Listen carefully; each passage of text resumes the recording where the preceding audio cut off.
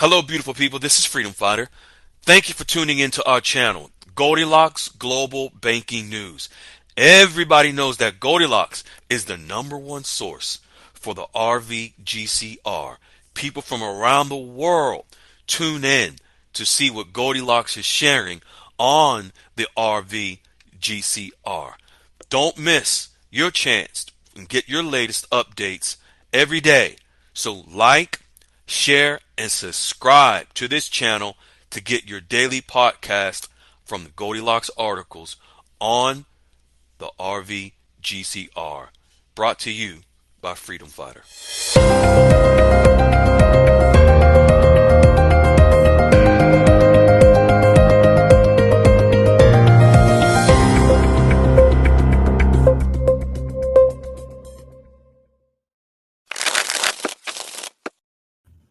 Hey, fine folks, this is Freedom Fighter. Welcome to Saturday Night Dialogues. It is December the 21st, 2024. For those of you who we may not be connected to or speak to before Christmas, we wish you a Merry Christmas, Happy New Year to you and all of your family. Folks, we're going to jump into this call tonight. It is going to be probably a little longer than usual, but it's going to be worth your time. So let's jump into prayer. Father God, we thank you for allowing us to be here together as a family, as a tribe, as a community. We ask that you, Father God, give us the words, the wisdom, the knowledge, the understanding that we need to complete bringing forth the message here tonight. We ask that you cover everyone, no matter where they're at, where they're going, what they're doing. We ask that you give us all the protection that we need for those members who may have afflictions mentally, emotionally, financially, spiritually. We ask that you give them coverance. We ask that you give them cover, Father God, to keep them and protect them, especially so that they can make it to the finish line. For many of them have the desire to reach this blessing, and we know that it is coming. We praise you, we worship you, we glorify your precious name. Amen. All right, folks, we'll get into these announcements. Like I said, it's going to be a fairly longer than usual call, so I don't want to waste no time. Goldilocks QFS Dialogues Room is open 10 a.m. to 4 p.m. Eastern Standard Time, Monday through Saturday. That is where myself, Wiley, are in the room with the tribe, with She-Hulk and everybody else, preparing folks how to establish relationships with banks, the actual people that are going to exchange their currency. And that is the room where we break down the amazing articles coming forth by Goldilocks and has been for the past several years that has enabled us to prepare our community with the banks and establishing relationships with the bankers that are going to exchange their currency. That is the room where we do it, because we are getting the level of information from the highest level from Goldilocks. Also, we have Dee's room, where she drops articles in her room throughout the day, throughout the night, on what's going on in the global financial world. The crypto finance room with Dave Rose, Big Dog, anything related to crypto. That's the room to ask your questions, to get the help that you need. And of course, Goldilocks Global Banking News is your #1 source of daily updates that we bring forth via podcast from Goldilocks. The Goldilocks QFS Dialogues Room is growing rapidly. The Goldilocks Global Banking News, growing rapidly.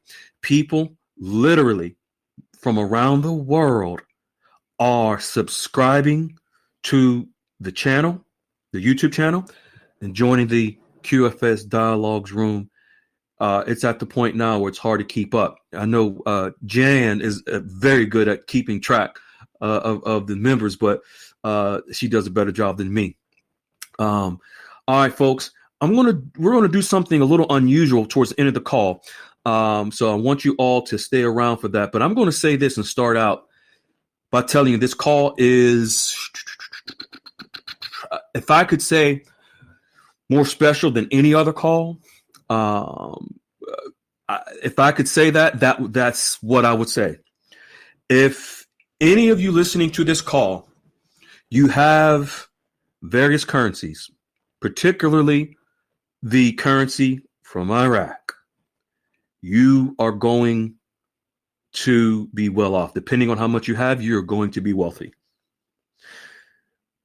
Iraq is speaking directly and has been openly of what they have been doing to prepare to go international. But I believe many of you have been distracted from hearing constantly every week, every weekend. You were distracted from really learning and understanding, having access to exactly what Iraq has been telling you. As a matter of fact, moving forward, every podcast that's on YouTube will include the link directly to the CBI to see the rate of the Iraqi dinar. It's about that time that we begin to share the link every day, and it will be in the Goldilocks QFS Dialogues room. So if you want to see the rate of the Iraqi dinar, you have access to it yourself. Save it on your phone. You can go and look. All you got to do is click on the link. We'll share it in the room. All you can do is click on it and scroll down to the middle. You'll see the Iraqi dinar rate. All right. It's about time. All right. What I was going to say, we're going to have a roll call at the end of the call after we drop a bomb on you about what Iraq announced on December the 19th. We're going to have a roll call. A roll call where for members, if you have established relationships already with bankers or you've set your appointments, no matter where you're at in the process, either you started, you're in the middle, or you're at the end and you just RV ready. I would love for all of you at the end of the call, we're going to do a roll call. You're going to unmute your microphones and we're going to recognize you. And your voices will go to thousands of people across the world who you are tremendous inspirations for being able to establish relationships with the people that are going to exchange your currency. Now let's jump into this call.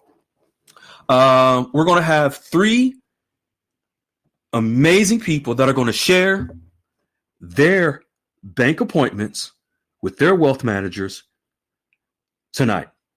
2 you've never heard from before. And then 1, of course, you definitely have. But I must say, I got to honestly tell you that there are so many members that are coming to the room every day announcing their appointments, their meetings with the actual bankers who are going to exchange the currency. They're planning stages with these bankers. They're planning trust accounts for their children, their grandchildren. They're planning humanitarian projects. They're having their currencies authenticated, lunches, meetings, dates, whatever you want to name it, grocery store, aisle 7, tap on the shoulder. Hey, so much every single day. Just last Saturday, we had JC, who's a former Marine, who at his, I believe it was his second meeting with his wealth management team, he was escorted to the 42nd floor by armed guard to meet with his wealth management team. Folks, these are real people. There is no other community out there that is doing what this community is doing because of the actual facts with receipts that we're showing them by way of Goldilocks preparing us with what's happening in the banking system, what's happening directly with the RV.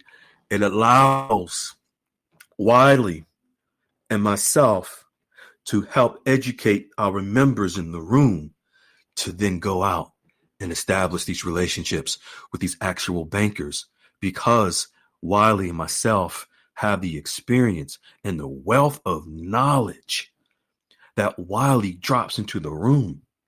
And then when our members, when they follow the 8 steps that we give them to establish relationships, here they are now, the leaders of the community, where they help each other, help the new members. That's what it's all about.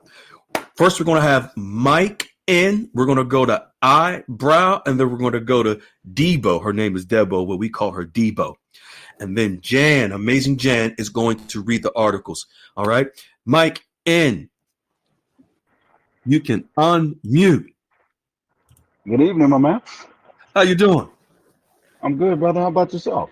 I'm doing well. I'm going to read something that you dropped into the room, man. When I saw this, I was so excited because you've been around for quite some time. You've come to the calls, you ask your questions, you're in the room once in a while, you ask your questions, you come in, you show love, then you drop this into the room. You said, hello, everyone. First in-person meeting down. Meeting went great, in my opinion. He was able to answer all of my questions to the best of his ability. He went over structure, fees, and different options with me.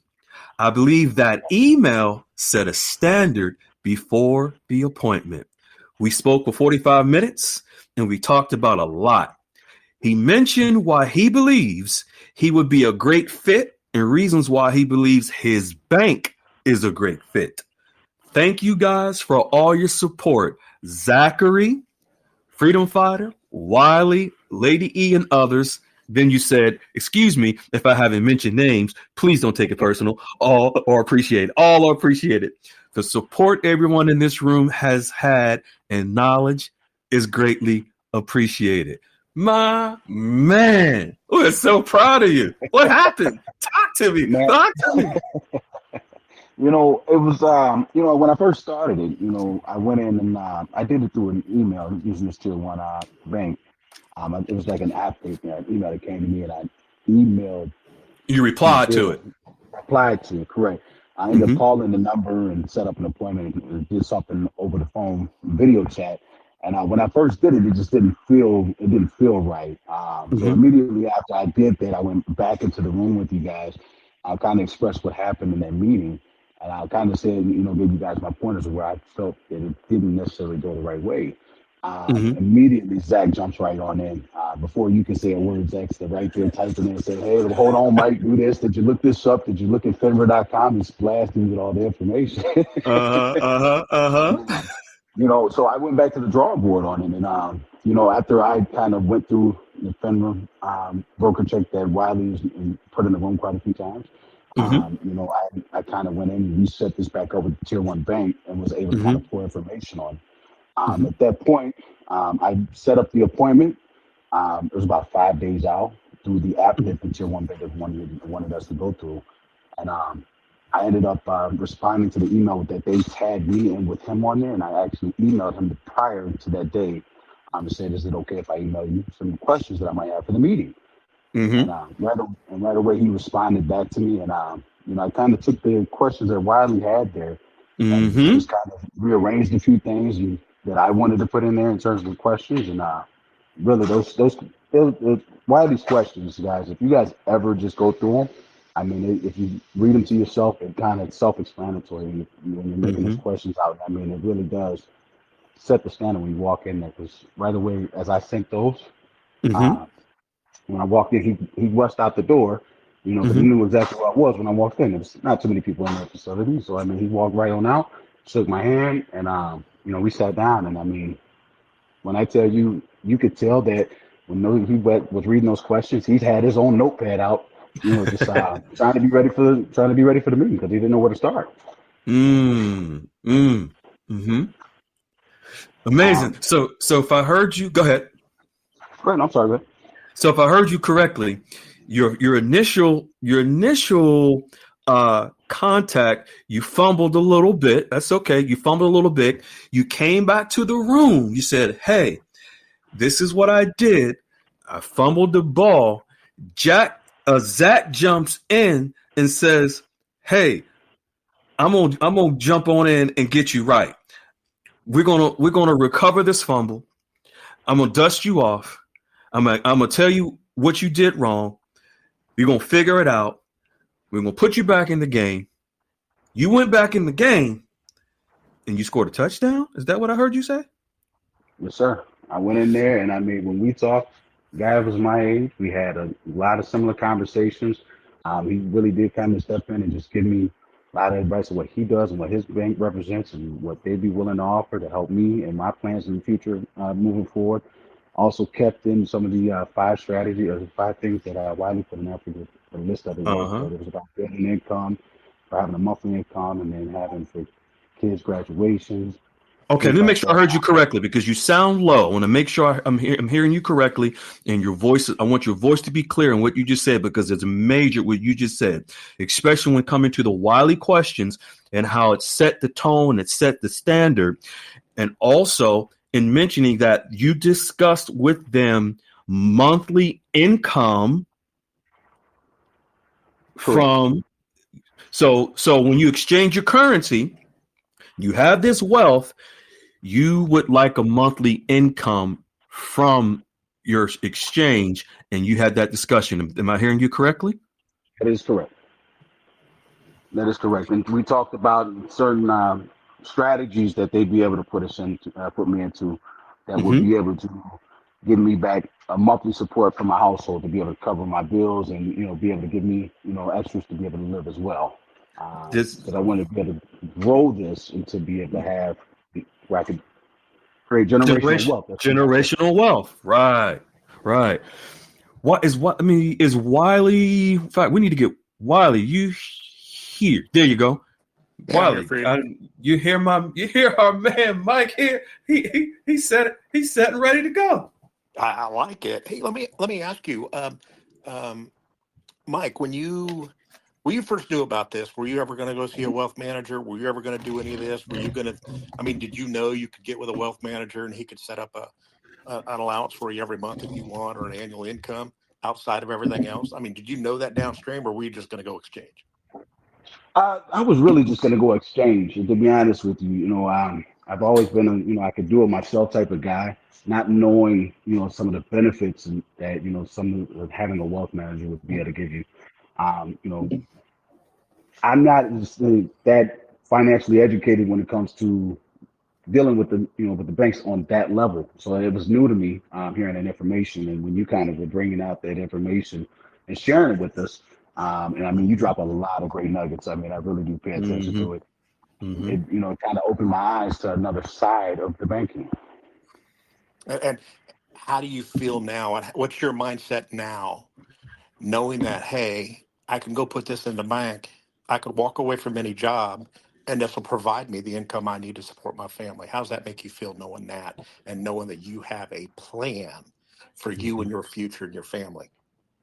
It makes me feel really good. I'll be honest with you. I got a little bit of a backstory that I've been dealing with, and I mean, to be honest with you, I'm more confident and comfortable than I've ever been walking into this going forward because of a lot of the information that I was able to obtain, learn, and go with you guys with what you guys have been sharing.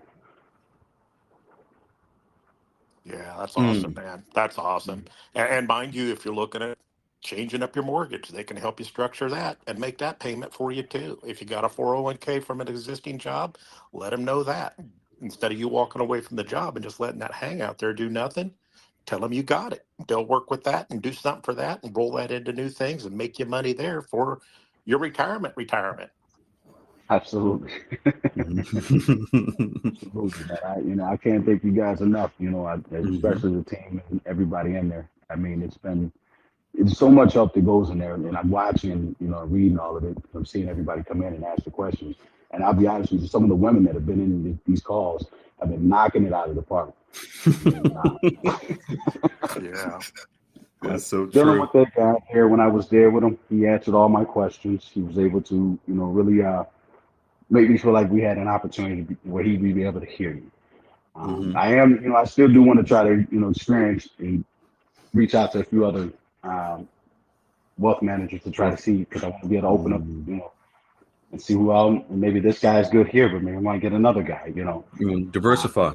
Yeah, Yeah, correct. absolutely. And don't be Hmm. afraid to venture outside the banks, because there will come a point, Mike, where you outgrow your bank or your wealth manager there. You ain't going to outgrow the bank, but you'll outgrow your wealth manager.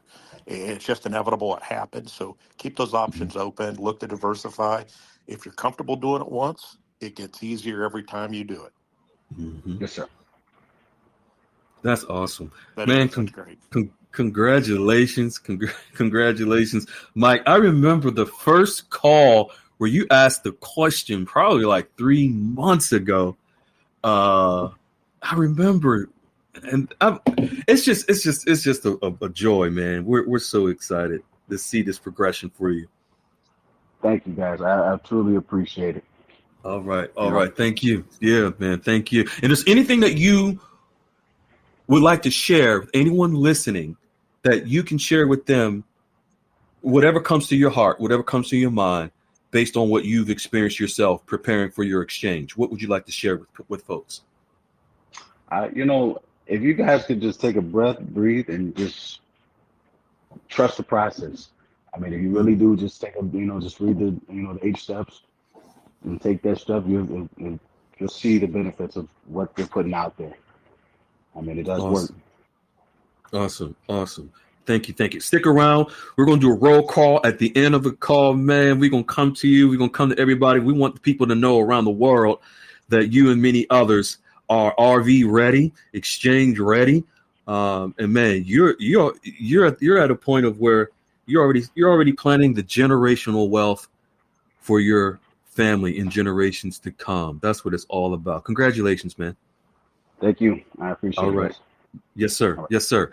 All right, folks, folks listening to this, no matter where you're at, click the link at the top of the description. You can join the Goldilocks QFS Dialogues room, and you will meet real people just like Mike and others who have established relationships with actual, real bankers, no imaginary, no so-called high sources. Mike, matter of fact, Mike, if you can unmute real quick, I'm gonna ask you a question. Let me come get you, Mike.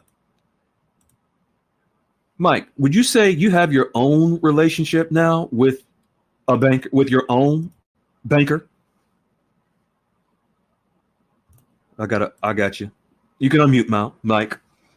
Yep. Yes, I would. Yes, I would. You got your own banker now.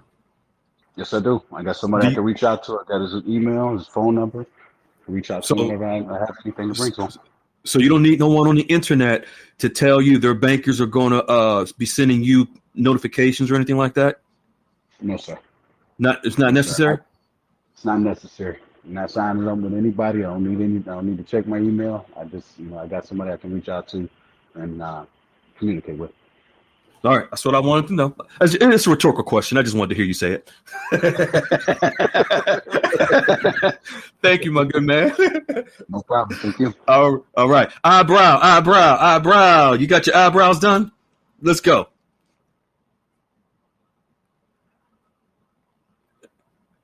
All right, Eyebrow.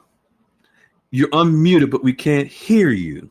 I want to try this again, Eyebrow. You can unmute. Can you hear me now? Yes. Like the Verizon commercial. I can hear you now. Good. Wow. How you doing, young lady? We are wonderful. I have Mr. Eyebrow here with me too. Mr. and Mrs. Eyebrow. Now we in business. We in business. How you doing, Mr. Eyebrow? I'm doing great. First of all, I want you to excuse my accent. I'm Jamaican, so I didn't recognize no accent. I was just going to say Wagwan. that's where I wanted to start, but I said, you know what? Let me just keep it back. I was just going to say Wagwan, me brethren. See, you didn't know what you was getting into when you said that to me. No, I didn't. Let me stop because I'll get going. Yeah. So now I'm going to read this from both Mr. and Mrs. Eyebrow in the room, and we know y'all family, y'all part of the family, y'all from the inside. So I'm going to go and read this. It says, "Good afternoon. Freedom Fighter, Wiley, Lady E, and family. I had a meeting with a wealth manager today, and it went very well. I have another appointment scheduled this Friday at another institution interview that wealth manager. Thanks for all of the pertinent information needed to be successful on this journey. So you ended up having that Friday meeting, right? Or did you? Yes, You did. And Friday, yes. Okay, so that was yesterday? Yes. So go ahead and fill us in, Mr. and Mrs. Eyebrow. Well, initially, my husband reached out to his banker and let her know we wanted to make an appointment to speak with a wealth manager because we already had accounts at the tier 1 banks. So awesome. About a week later, and we scheduled an appointment. We had to end up rescheduling because he was under the weather. So he sent a text. What was so funny, when he sent the text, he sent all his information in FINRA. So I got real excited. Hold on. So the banker replied with all of his information from FINRA? Yes. Oh, my Lord. Okay. I'm FINRA guru now. I'm just going to go on there and just look him up and do everything, right? So, so women looked them up on FINRA, and I asked him, would I be able to email him some questions? He said, sure. Email the questions, and he said Wiley's questions, right? Wiley's questions, absolutely. And he said we will discuss it, when we come in. He didn't reply with the email. He sent another text, so okay. We checked him out. So when we went there Tuesday, as we were coming in the bank, I saw a guy walking out the bank, and I told my husband, I think that's him right there. I didn't know anything. I looked at him, glanced at him. He was walking out with someone. I said, that's probably him. And so we went in and sat down for a while, and they said, who are you here to see? We told them who we were here to see. Actually, we named him Fabuloso because that's not his real name. We named him Fabuloso. And so he was pulling out of the parking lot. And we looked at each other and said, wait a minute, where is this man going? We have we got an appointment with him. Where are you going? Where is he going? So he actually had walked another client out, walked into her car, and then he just moved his car to the other side of the bank. Okay. Okay, because we were looking like, oh boy. So once he came in, we had a vibe from the time he walked in the door. You can actually tell when you shake someone's hand, actually. It was a good vibe for my husband and I, and he came in and he started talking, and he off the rip just told us everything, didn't he? Yeah, he did. He had the questions out in front of him, and after presenting himself and his personal business, his wife, his kids, all we just talked about some things we had in common, and then he, from the first question all the way to the last question and questions in between, and he answered everything. He just gave us the a playbook of everything that we asked, and even things we didn't ask, he told us about. So we were very with his response to everything that he said. And I do want to add that we would have been absolutely clueless had we not had this education from Wiley's notes and listening to your podcast and doing all that. I was very intimidated not to be there, but I told my husband when we got to the bank in the parking lot, I say, listen, we are in control. We are in charge. So, we psych ourselves up to go in there and stay up. It actually worked.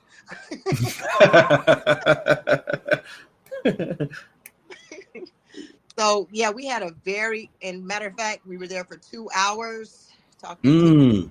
Yeah, that's how. Was this the one yesterday for 2 hours or Tuesday? Tuesday. This is a 2-hour call Tuesday. Not call, visit Tuesday. Okay. 12 to 2. Wow. Yeah. Now let's fast forward to yesterday. Now, yes. Did we lose you?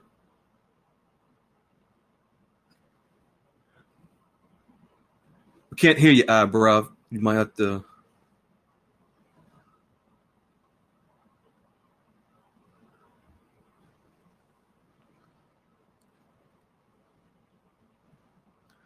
You might have to go out and come back in, Eyebrow. We lost you. There you go. Just when it was getting good. I know. She was getting ready to go to yesterday and cut out. It must have been really good yesterday. All right, we'll see. What's your thoughts, Wiley, so far? Man. I loved it. I like it, and that they gave themselves their own pep talk before they went in. Uh-huh. I love that. I mean, Yeah. we got to do that every now and then. We got to cook Yeah. ourselves up. There's nothing wrong with that. Yeah. But they went and did it, and I like how she said, "We can do this. This is our business. We got this." Mm-hmm. Mm-hmm. How they're in control and I love it. And I love how she talked about the energy based on shaking the banker's hand. They knew right away. I just imagine if someone doesn't take the step to go meet face to face with these bankers, like she said, she would have been clueless. But what are they leaving on the table by not stepping out and doing it? That's a lot. That's a lot. Yeah, everything. Because so many people are just under the impression to just wait for a notification, wait for an email. We have so many people that have done this. They know it's truthful. Now they have their own team.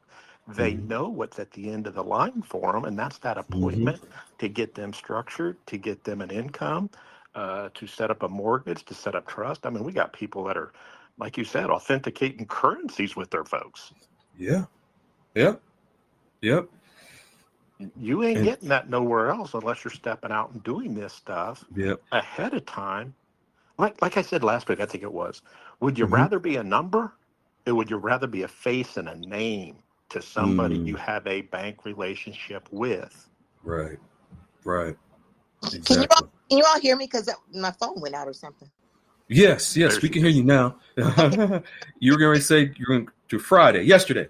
Yeah, did you? Okay, so Friday, he just gave us everything was general. When we had questions about anything, everything was just general. And he was more interested in, how much money? Oh, that's what I meant to say. The full glass. I think that's her name, or half a glass. Glass half full. Gave you that nugget of how to respond and how much and when. Yes, and when I tell you that is perfect, and we always use that, I say we're expecting a large sum of money. I'm not at liberty to disclose when. I don't know when, but I actually told him because he kept pushing. I say, well, first quarter. He's like, first quarter? Well, that's January, February, March. I said, that's first quarter. And he says, well, let's think about, February. He said, well, about February, you could reach back to us. And then he was like pushing for how much. I said, it's way over $1 million. I just told him that. Just get him quiet. And he just he was more interested in his wife and daughter and what he does and what he likes, and not really interested in what we were talking about, just giving us just general information. And he wants to know, his eyes lit up. And I said, the higher up you go, if you say 5 million, 10 million, he gets more excited about it. And I'm like, now let me help you with that. And anyone listening, you don't give them an amount or a specific date or time frame, because that sets their expectation. And that is why glass half full's golden nugget that she dropped in the room is so perfect, because it leaves you in control of when and how much. The reason why bankers want to know how much and when is so that they can be more expectant of it. That's why glass half full's response is, my suggestion is that you will be receiving some money that you are not at liberty to disclose at this point in time. It's out of your hands. Right. Because the bottom line is you want to build a relationship. Right. Now, when I was in the banking world, they're trained to ask you specific dates and specific amounts. The way this was end of the meeting. We had the whole meeting and everything. This came at the end, like you're getting ready to walk out. So I didn't disclose anything prior. Okay, gotcha. I did. Gotcha. But you had that ace in the hole. If you needed it, you was gonna pull it out. Oh, absolutely. The glass. He said, "Oh, absolutely." he was like, I said, well, we are actually interviewing wealth managers. That's what I did. I told him There you we're go. interviewing wealth managers, and Yes. but he had it was already, yes, he was knowledgeable, but he was arrogant, right, Dave? Yes. Yeah, he was arrogant. I didn't like it at all. Yeah, he was arrogant. Like, he's like he's the prize. And I know reading through listen, trust me, I took everything to heart, what I read and learned from Wiley and from you and what to do. So I had all that information under my belt, and I'm saying to myself, we sitting there looking at each other saying, well, he don't know the business. He just lost by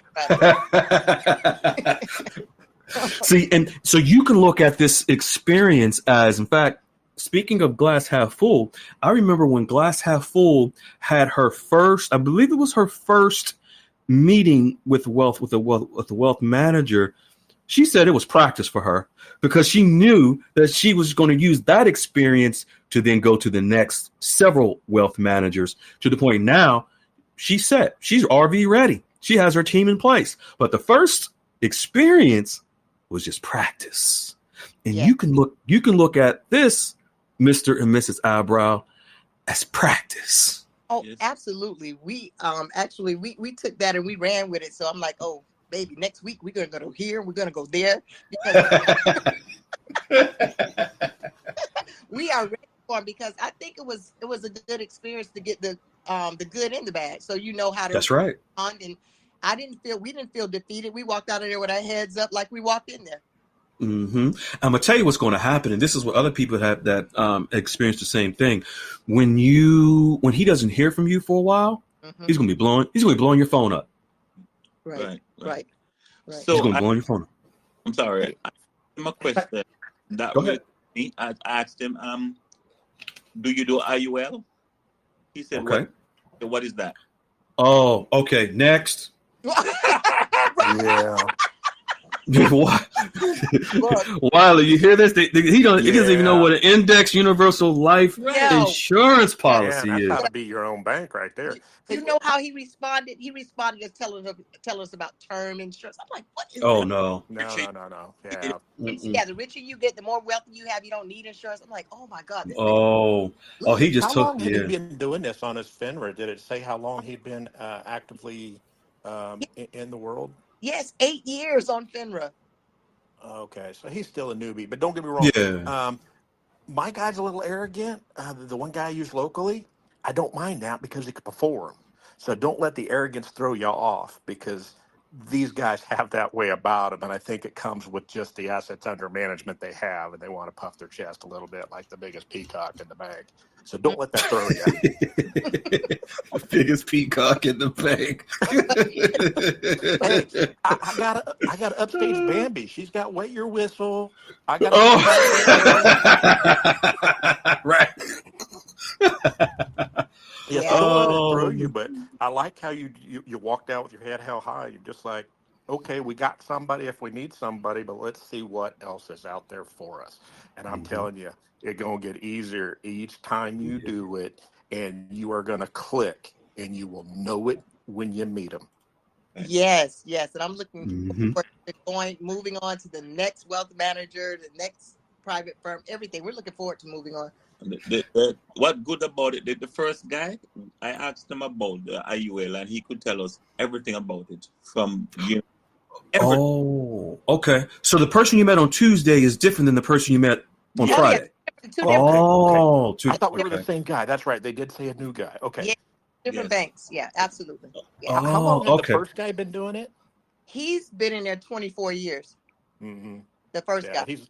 He's got some seasoning on him. He's a little more laid back. He's seen it, been there, done it. Yeah. Yes. That makes more sense to me now. Now that it's two different people. I thought it was the same Okay. No. The same person. Okay. No, two different banks. Right. And like you said, it's not the bank, it's the individual. Yes. It has nothing to do with the bank at all. It's the personality and the relationship that you just form with someone. That's it. So I asked him some questions, and I want you to tell me if I'm wrong to ask him a question. I asked him if he has any relation with any banker in the Caribbean. Well, Excellent question. he said it's an excellent question. He said no, and I told him, I said, I think you should check on that.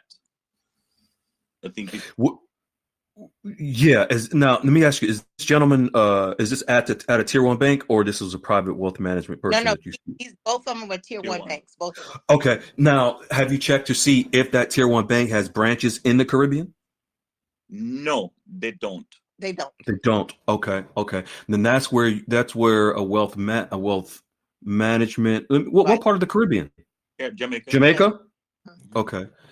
Yeah, there's several there.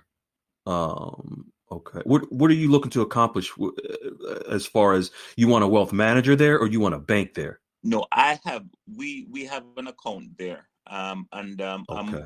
I'm friends with one of the bank manager at one of the bank in Jamaica. We are really, really good friends. I don't know if they're Okay. tier they are though. To be honest. The Okay. Jamaican National Building Society. Don't say that. Okay. Do they have any partnerships with any banks inside the United States or anything that you might be able to glean from him, and then touch base with that bank and see what they might be able to do for you? Yes, There's a branch there's a in branch Florida. here. Yeah, there's a branch here. Yes. Okay. Yes. Yeah, I think I would keep that kind of in your back pocket a little bit, so that when you kind of get structured Mhm. here a bit, then you could walk over there and say, hey, I got some assets over here, but I already bank with you in Jamaica. I want to have some liquidity when I'm there and whatnot. What can we do with you? And I want to put some assets under management with you too. What do you have? And that's going to be an easier conversation post rather than now. Right. Mhm. Okay. Mhm. Okay. Yes. Okay. Mhm. So yeah, but Now, we're ready to rock and roll, as you say. very, very important question, Wally, for Mr. and Mrs. Eyebrow when it comes to interviewing wealth manager. Make sure one of the first questions you ask is if they have ever had Escovitch fish. That's a very important question. You're right. You're right. Aki and saltfish. Aki and saltfish, curry gold. If they haven't, next.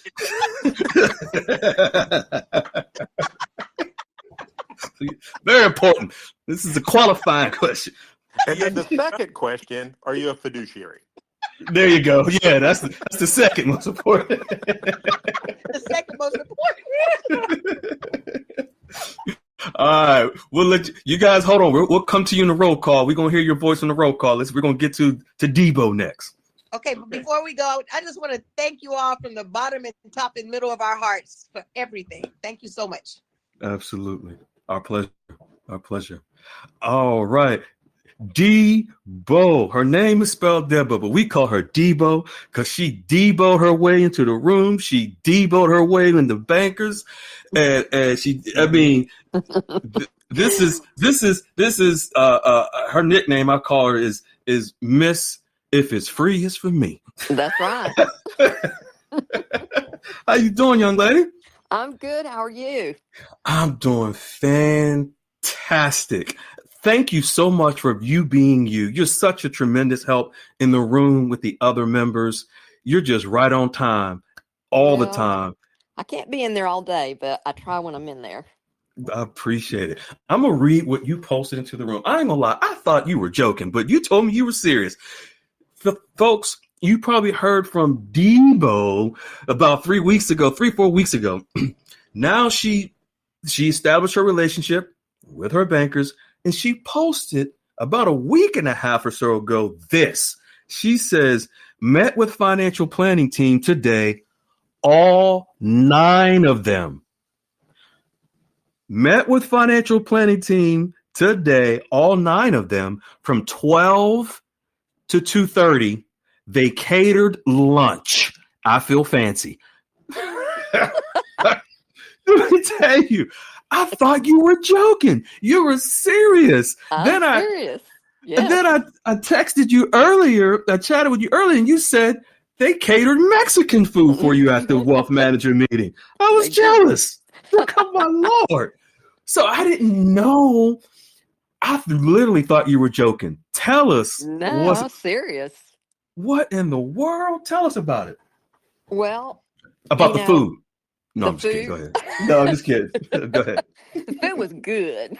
It was good. It was good. they had just, I don't know, I can't even remember now. Vice president of this, vice president of that, vice president, vice president, vice president. So the Bankers, wealth bankers, manager, bankers. hmm, yeah, Bankers, bankers, bankers. bankers, bankers, and bankers, because like every division, I guess, has a vice president over it. So they have like a trust division and the vice president of that and this, that, and the other. But anyway, they went around the room, and the lady that we first spoke with when we went in the first time, she was there, and she told me, she said, now, I've already met with them. We've been meeting for about an hour before you got here, and explained, what you want to do in your situation and everything. So we just want to get deeper into that and go ahead and set up your financial plan so that when you get your funds, all they have to do is go in and change the number, and everything else will change because it's going to already be set up. So I was really, they did not dominate the conversation. They did not spend time explaining. They're just like, this is my division and we'll help you with this. But every one of them wanted to know different aspects of what we want to do. What did we want to do? How did we want to do it? Just so many different things. And they brought up to light so many things that I had not even thought about. Some things I didn't know about, but a lot of things I hadn't even thought about. And it was a good meeting. I mean, it was very comfortable. It was very back and forth, but all of them were like, this is all about you. It's not about us. This is all about you. And I mean, it was crazy.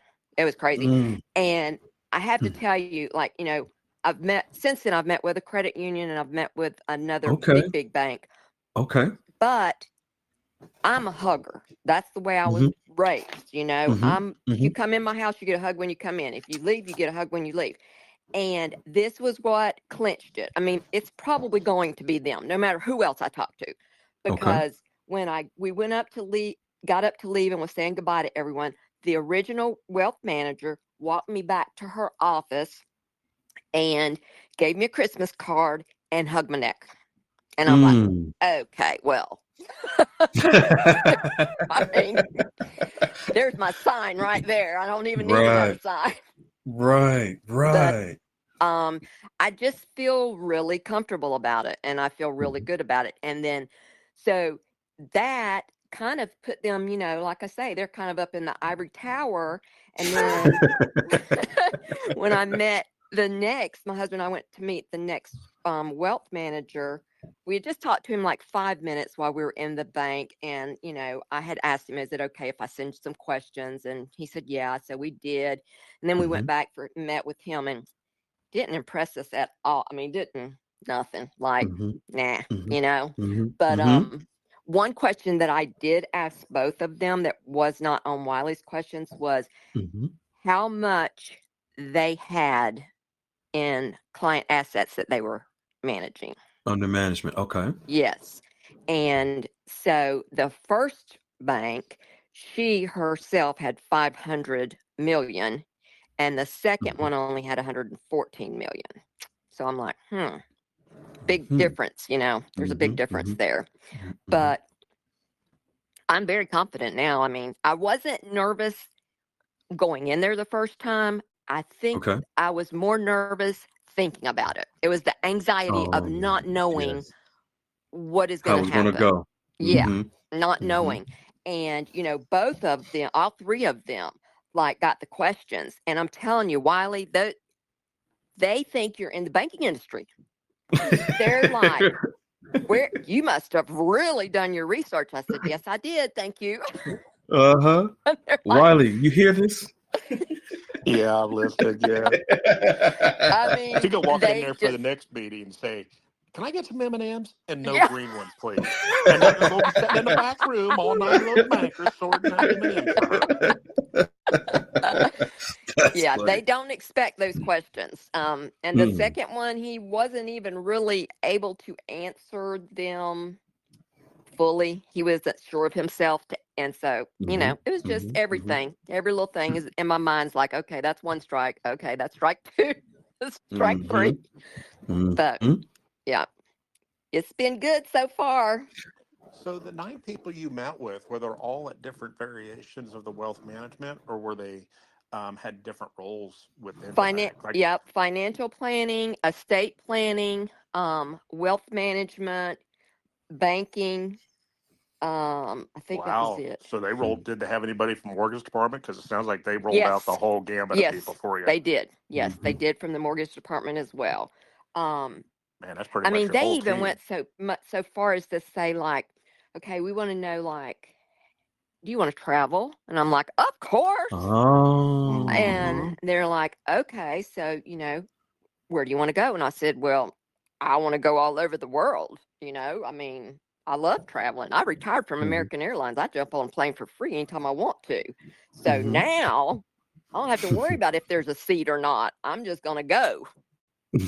So, they did that. I told them I had, I've got some nephews and things that I want to set up college funds for. They put all that into our financial plan. I mean, everything you can think of, like everything. How much liquidity do you want in the bank? Do you want it to be, right there accessible? Or do you want an account that's like some kind of account that your money's invested, but I guess when you write a check, then it pulls it over and pulls it out. Y'all might know more about that than I do. That's Well, the way that's what the wealthy do. The wealthy don't leave much money in their bank accounts. They put it in instruments, they put it in vehicles like that. So they have instant liquidity if they want it. They could go buy a house, a casino. I mean, depends what their net worth is. They could write a check for it, and they're just going to pull it out of the wealth management side, clear the check, and just reconcile everything, Yep, at the that's end of what the they month. said. Yeah, So, because your money is making you money. right. Yes. And that's So what they so said. Leave as much of it in there. You don't want it. We don't want it just sitting in a checking account. No, because you want every mm-mm. dollar to have a job. Wow. So they're pretty. I mean, They they brought pretty it. much got the They only brought the thing whole full kitchen. they Mm-hmm. do. But the only thing that there is one thing that I don't like because I kind of want to have everything under one roof.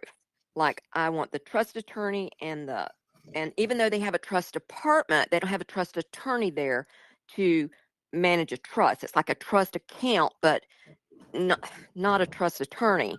And So I that's still, understandable because trusts are a little different animal, and you really want somebody with the legal expertise and the background in those to structure them because they have to be exact. hmm Otherwise, you can pierce them, and you don't want that to happen. right.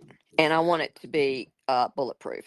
What you Yeah. So, can do, what I would suggest that you can, Paul, and Wiley may think of something else different as well. You can ask them to refer you to a trust attorney that they work with. I guarantee you, they I have did. someone they work. Yep, they gave me 3. Okay. Excellent. Yep, And they've this gave me saves 3. you. And I've talked to 2 of them over the phone so far, and I told them I would be getting back with somebody, after the first of the year to come in the office. But I've talked to 2 and kind of screened them over the phone. But I still do have one. I've got a private wealth management firm that I'm going to meet with in January. We've talked on the phone twice. Well, we've had Zoom calls twice. So You've been rolling. they're kind of getting the stuff together. And with the holidays, I said I'd just rather wait until after the first of the year, and then we'll come in there. So we're planning on seeing them the first week of January. And then I'll just, I'll keep my options open, or I'll just keep talking to people. Yeah. So on that trust attorney you spoke with, were they asking you what type of trust you were thinking or what your ideas were? Because they're really going to ask you, and there's so many different variations of what you can do Yeah. there, depending on what your plans were. So have a good idea so they can understand what it is your goal is, so they know where to truly put you. Yep, and he did, and the wealth manager at the bank told me, kind of briefly went over that before I even talked to them. But I explained to them that, I want this trust to be like it's for generational wealth.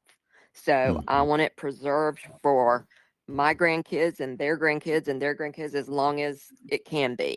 So they both said okay, and one of them mentioned the Dynasty Trust, and I said yes, I'd like to know more about that. I'd like to know the Mm-hmm. details on that. The other one mentioned a common law trust. I kind of Googled that, but I don't know about that. That was kind of like it's not by statutory law, but it's by common law. And I'm like, oh, I don't know about that. Yeah, and you want something like you said that's generational, because what'll happen is inside the dynasty trust, you're offsetting any tax issues or liabilities that anybody inside the trust is going to have to pay. And that's what I want. I don't want them to have to incur liabilities or we've been through that. My husband and I've been through that. We just don't. I want it protected, and I want it to where it just goes to them and they don't have to do anything. So are you dragging Mr. Debo along to all these meetings, or are you just giving him the update? He didn't get to go to the lunch meeting, but the other ones, yeah, he's went to the other ones. He just sits there and looks at me like, where did you learn this?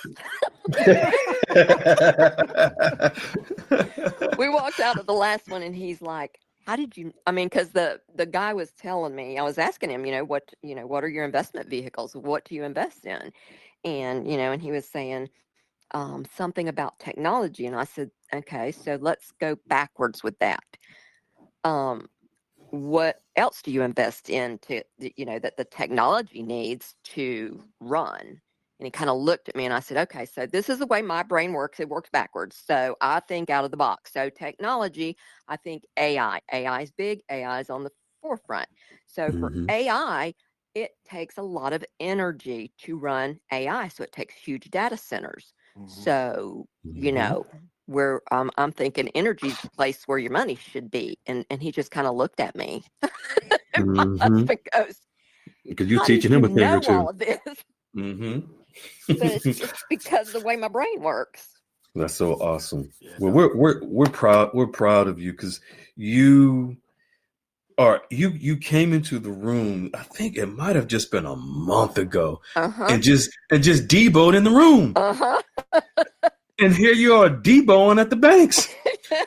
This is why we call her Debo, Wiley. When I walk in there, I'm going to own that place. We did meet with a private banker too, private client banker at the second bank.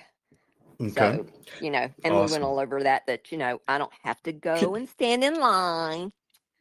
Pick up the phone, call my little private banker. It's so amazing, Wiley, when she mentioned, and I'm not sure if everyone caught it, but when she mentioned when the time comes for the numbers to change, they'll just adjust. Yep. And you've done a tremendous, and folks listening to this, when you heard Mike, you heard Mr. and Mrs. Eyebrow, now you're hearing Debo. These folks have established relationships. It's not just come get questions and send them, but these folks have taken the steps leading up to those magical questions to now where you can be at where Debo is at, getting Mexican food catered to you, but a bunch of bankers in the room. Can you tell folks, Debo, how much did you have to pay to do all of this? Zero. Just time. Just time. And the other thing I do want to say too, because I know there's a lot of this that goes on in the room. Like everyone that I have talked to, all three of them have asked me how much and when. I have not answered that question not one time. Yep. I just deflected. I deflected because I started out saying I'm coming into some money. I don't know when it will be, but I'm hoping it will be next year. And I don't know how much it's going to be, but I feel it's going to be substantial. And I need to get my ducks in a row. And that's it. I've not said one word about what it is, how much it is, nothing. You don't have to. And trust me, once you tell them you're interviewing, they're going to keep in touch with you. They're going to email you. Absolutely. They're going to call you because I think it's the element of curiosity. They don't know, and they don't want to let a whale get away. See, I'm going to tell you exactly. They don't want to let a whale get away, but they also know what is going on as far as the transition and the event coming. They're just waiting for the opportune time that they may discuss it with you. For example, when other members, they've asked if they had the currency on them so they can authenticate it. But they're not dumb.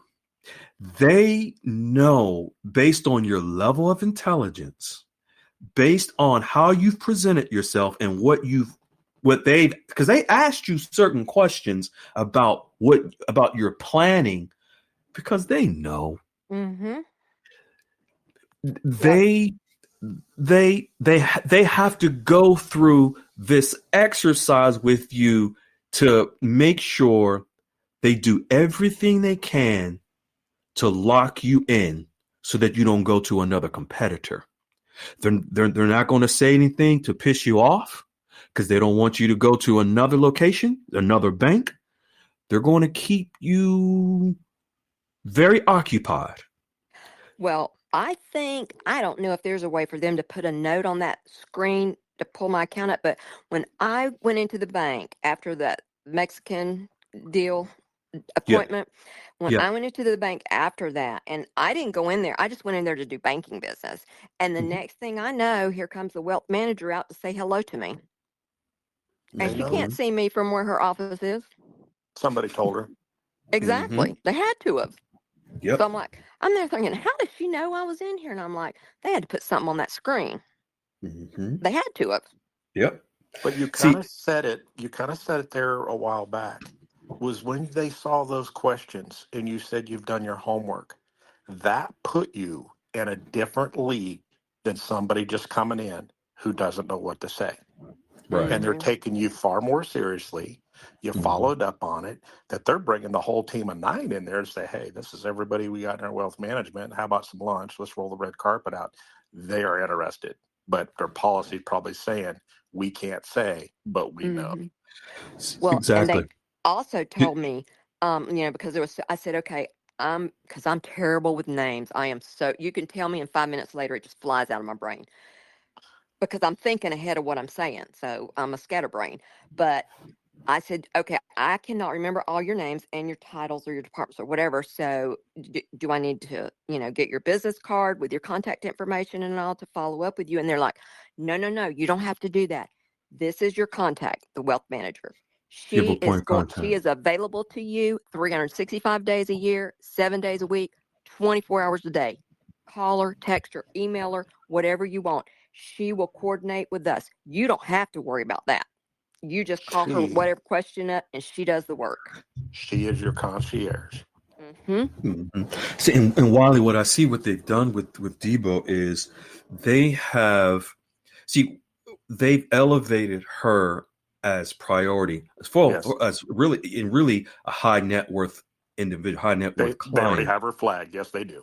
You're already flagged, Debo. See, because you weren't. I don't believe you were in the room several months ago when Goldilocks shared the articles of how the banks have been training on foreign currency, on the new foreign currency exchange practices. I don't think you were in the room then, were you? I wasn't. Okay. So we know that the banks know, but the banks can't just come out and say, oh, we know about the RV, we know about DINAR, blah, blah, blah, because it's not an international currency just yet. It's not on Forex yet. They can't. So based on the bank's regulations, they can't do that. But they have authenticated members' currencies, but they just can't come out and say. But what they can do to prepare for you is to set you up a team, put these resources behind you, and make sure so when the time comes, your team is in place. I know, but it just blows me away because they don't know if I'm getting $100 or $100 million. It doesn't matter. They took all that time out to the table. Exactly. It's just crazy. But it's crazy. And see, the questions set the standard. I truly believe it sets the bar real high. Versus, can you imagine someone? What do you think the difference would be, Debo? And I'm asking this question because you're sharp as a razor. What do you think the difference would be if someone walks in there from the very beginning talking about DINAR and RV, y'all going to exchange the RV, blah, blah, blah, blah, blah. What do you think the difference would be? I don't think they would have got past the teller. Exactly. They wouldn't have got anywhere. Now you see with the questions, what happens. But see, and also this is important for those listening, because we know, I know people listening to this like, well, let me just go get them questions and send them. That's not all there is to it. No. It's the way you speak and the way you carry yourself with confidence. Now, I've never had a problem with confidence. I'm probably overly confident. But when I'm in a situation that I'm unfamiliar with and it was uncomfortable because it was the first time I'd ever done it. But after that first appointment, I'm golden now. You golden. It You doesn't got bother me at all. You got that practice run out of you, so you good to go. You running. You running for the hills with all of them. Yeah. See, awesome. We're so see, because it's amazing. We're so proud of you, because when the time comes, your team is in place. If it's done, it's done. All I have to do is go and exchange. And the minute I exchange, walk in there and tell her, okay, it's in my account. That's the number. Can I ask you a question real quick? I want to go back to the same question I asked we asked Mike in. When you were going to walk into that bank, Debo, were you just going to deposit, go take a break, step back, say, okay, that's done? Or did you have a plan? Or do you like this plan better that you have now? Oh, this plan is much better because it was a mattress plan before. I got you. You know the mattress plan? Yeah, no, what is that? I don't. Okay. You might have to tell me offline. You put all your money under the mattress? Oh, okay. No, I did not have a plan. I just thought I'm just going to deposit it. I'm going to exchange it and deposit it. I thought, well, maybe I should separate into 2 bank accounts, because the one thing that makes me nervous is the banks and them going under right now. So that was the only thing we discussed. I'm like, okay, well, I don't think we should leave it at the same bank. I think we should, split it up. But see, now I know it's not going to be in the bank's money. No, it's going to be under the assets under management with the wealth manager, which has different protections to it. But it gives you the liquidity to use it like a bank account. But it's not going to be under the bank, because they even told me that if this bank goes down today, your money's going to be over here with wealth management, and under wealth management, it's going to be over here under the trust management. So it's your money is still protected. Here. You don't have to worry about FDIC. That doesn't even come into it. Now you don't have to worry about the mattress plan and your house burning down, and there goes the generational wealth. Yeah. What did you think you're going to have to bleep that out, Freedom? Yeah, I was like, mattress plan. Oh, what in the world? So yeah, I know what that is now. Yeah, that's in yeah. Remember, that's what they used to do. Stick it under the mattress. See, and the thing is, I'm sure a lot of people probably were under the same impression of they're going to have the mattress plan, not knowing you won't even be able to take that largest amount of money out of the bank and put it somewhere. You won't even be able to do it. Nope. But that's what, of course, a lot of people in Dinar land have been convinced of. And now you see why I push so hard on FDIC, 250,000. Intra-fi banking, and get with your bank and the trust and talk to your team. There are so many things you can do to get your money out of the true FDIC side and protect it in the wealth management side.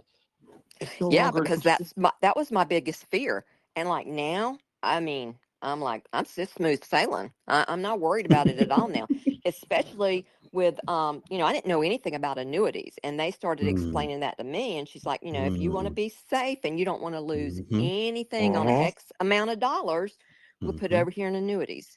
Lifetime income. Yeah. Guaranteed money. Yep. Yeah. Guaranteed money. But you realize what they showed you is what multimillionaires, usually 50 million and above, and the billionaires, that's how they keep their money. They still have it liquid to go buy their yacht, and yet they still have it working for them. Yep, that's what she said. She said, if you just get a wild hair and you're driving by and you see a house you want to buy, you just call us up and tell us, and you don't have to do nothing. We do it for you. I love it. The more you keep telling her, I mean, I know. I don't have to talk to anybody. All I can do is, if I want something, I just call them. They negotiate. They do everything. Now we're gonna have to get to these articles, but I'm gonna ask you a very simple question for people to know: was this at a tier 1 bank, or was this at a redemption center? A what? The recycling center? No, it was at a bank. I had to ask to get the answer. It was at a bank. But before we go, I got to tell you this. I mean, I have so much gratitude for everyone in this room because I don't know what I would have done. I really don't. I didn't put that much thought into it. Yeah. You know, but most people, the 99% that has been listening to the echo chamber hadn't put much thought into it. They just thought, just go and exchange it. Go and exchange, get your Q phone, get your laptop, all this stuff that is just imaginary. Computer too. Don't you get a computer or laptop? Get a Q laptop and a Q card and a Q see, phone. that is so scary to me because people are throwing their faith in something, like throwing their currency into the wind and trying to go collect it in an 80-mile-an-hour windstorm because they don't know where it's going. They don't know who's going to be managing it. What's downstream from that? Well, I feel sorry for them because when the day comes, they're going to be lost. Yep. Because it's not going to work the way that they're being told it's going to work. And they're going to, and I feel really bad for those folks that won't. Well, the gurus are changing their tune now and starting to say, oh, the redemption center always were banks. We thought you understood that. Wow. So they're changing their tune. I wonder why. I wonder what they've been hearing to have them change their tune. What people need to think about is, what have they been saying up until this point, and what else comes along with that package of what they've been saying? We won't get into all that right now, but But just the every weekend thing. I mean, it didn't take me but 2 weeks to listen to guru nonsense, and I'm like, something's wrong here. This is every weekend. Stay by your phone. Stay by your phone. Yeah, that's a whole other ball of wax. But yeah, we're going. We appreciate you, Debo. You on it. You on it. We're going to get now. We're going to get into some real facts directly from Iraq, directly from the CBI, what they have done. Not what they are going to do, what they have done, so that you all can make sure. For those of you who have already established relationships or are in the process, you're going to be just fine. For those of you who have not, like Debo just said, we feel sorry for you. We can't save everyone, but Debo, we'll come back to you during the roll call. We're going to get into these amazing articles. Jan, you ready, buddy? Let's go. All right, appreciate you, baby. Jan, I am ready. All right, folks, this is the amazing Jan. She is artsy, creative, very helpful in the room. We appreciate her so much. She's a leader in the room. She's already established her relationships also. And so we're going to have Jan read it. So, Jan, what I'm going to do is, I know we have a list. Folks, there are certain key terms I want you to pay attention to. When these articles, they're all from Iraq that Goldilocks has been sharing. Key terms: electronic platform. You're going to hear international correspondent bank. International correspondent bank. You're going to hear parallel market, which is the same as the black market. It's the same as what's called the currency auction window.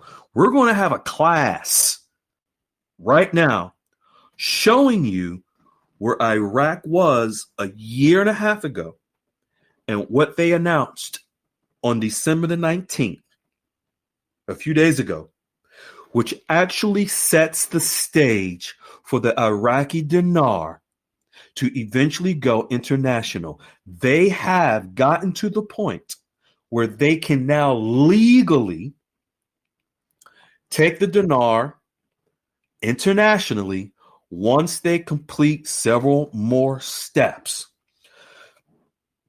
Jan, what I'm going to do, I know you have the first one, but I'm going to read to you folks real quick This is going to be from the CBI, the very last sentence from this press release by the CBI that Goldilocks has shared. We're gonna go backwards, but this is from the 19th. This is a quote from the CBI. It is worth noting that a smooth transition took place during 2024 from the electronic platform to directly accredited correspondent banks. Thus, the central bank, the CBI, has achieved a fundamental transformation in line with international banking practices. And this transition is widely praised, end quote. That's directly from the CBI. Now, we're going to go back to 2023, and we're going to come forward to what I just read to you, and you're going to see how Iraq has systematically, very methodically taken certain steps over the last year and a half to eventually take the dinar international. You're also going to realize that if anyone has told you before now that the Iraqi dinar went international, it was just guru foo-foo. All right. So we're going to jump right into this first one by Amazing Jen. Are they already? Let me drop them in the room. And folks listening on YouTube, you can click the link at the top of the description and join the Goldilocks QFS Dialogues room for free. And you can meet people like Debo, Mr. and Mrs. Eyebrow, Mike N, Wiley, myself, and these amazing members, Jan and others. You don't want to meet She-Hulk, just so you know. If you don't know who She-Hulk is, you know now. You don't want to meet She-Hulk. But you can meet all these folks that will be a tremendous help to you to prepare for your exchange. Can you imagine having a team of bankers prepared for you for when you exchange, all set? All right. Jan, let's get into this first one. This is from August the 3rd, folks, 2023. Keyword, electronic platform, and there's others. If you take notes. Let's jump right into it, Jan. All right. Iraq is currently Oh, sorry. No, I'm just telling folks, this is from the CBI. Go ahead. Okay. Iraq is currently working on the movement of foreign funds through money laundering mechanisms. They are achieving this through applying international standards governed by their financial terrorist law and money laundering law. This is from Goldilocks. It's from Goldilocks, folks. I'm sorry, I forgot to mention this, Jan. This is from Goldilocks on August the 3rd, 2023. Okay, electronic platform. Electronic platforms will give them banking protocols to help them implement with full confidence these goals for themselves and the world.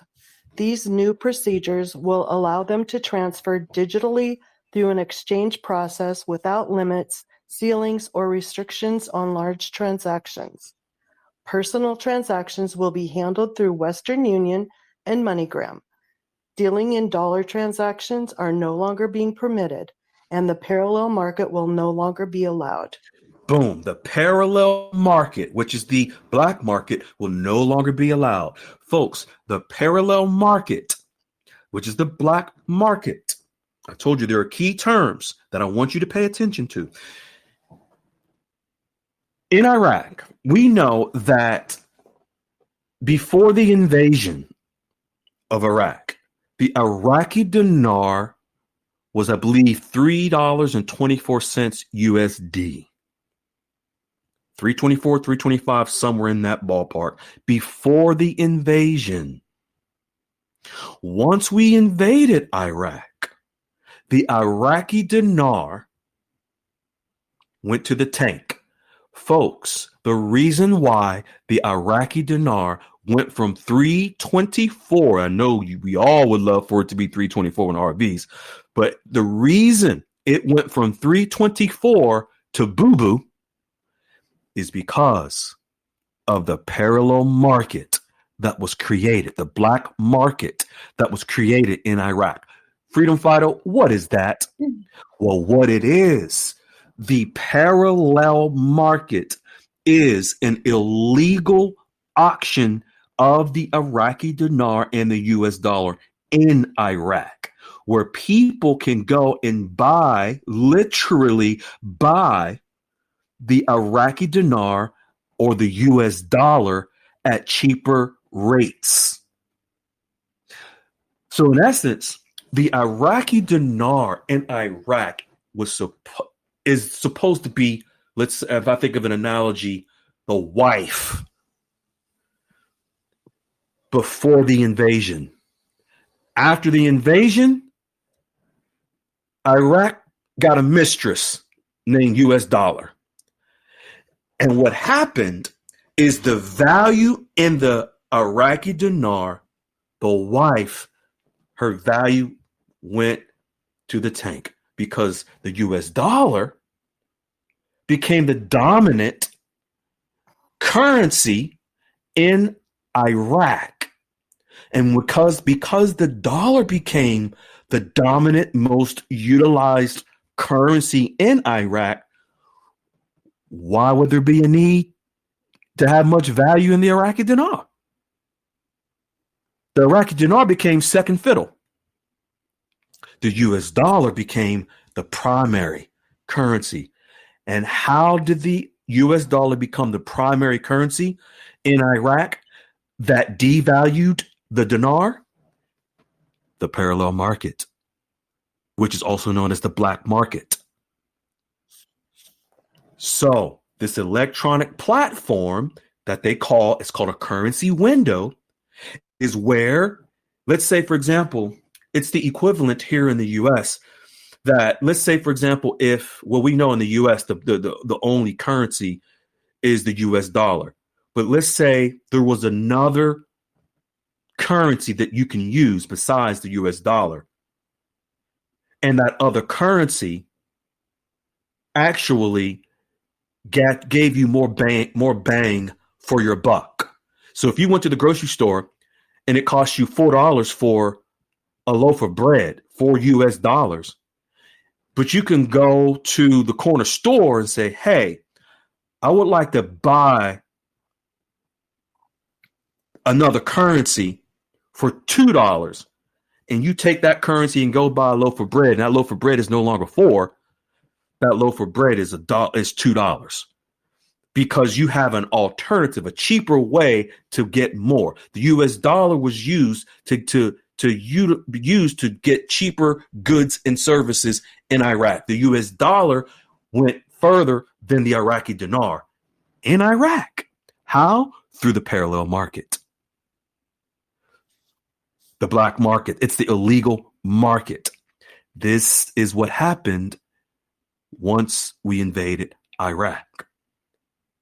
So now here we are with this article by Goldilocks telling us that Iraq in 2023 that Iraq needs to get rid of it.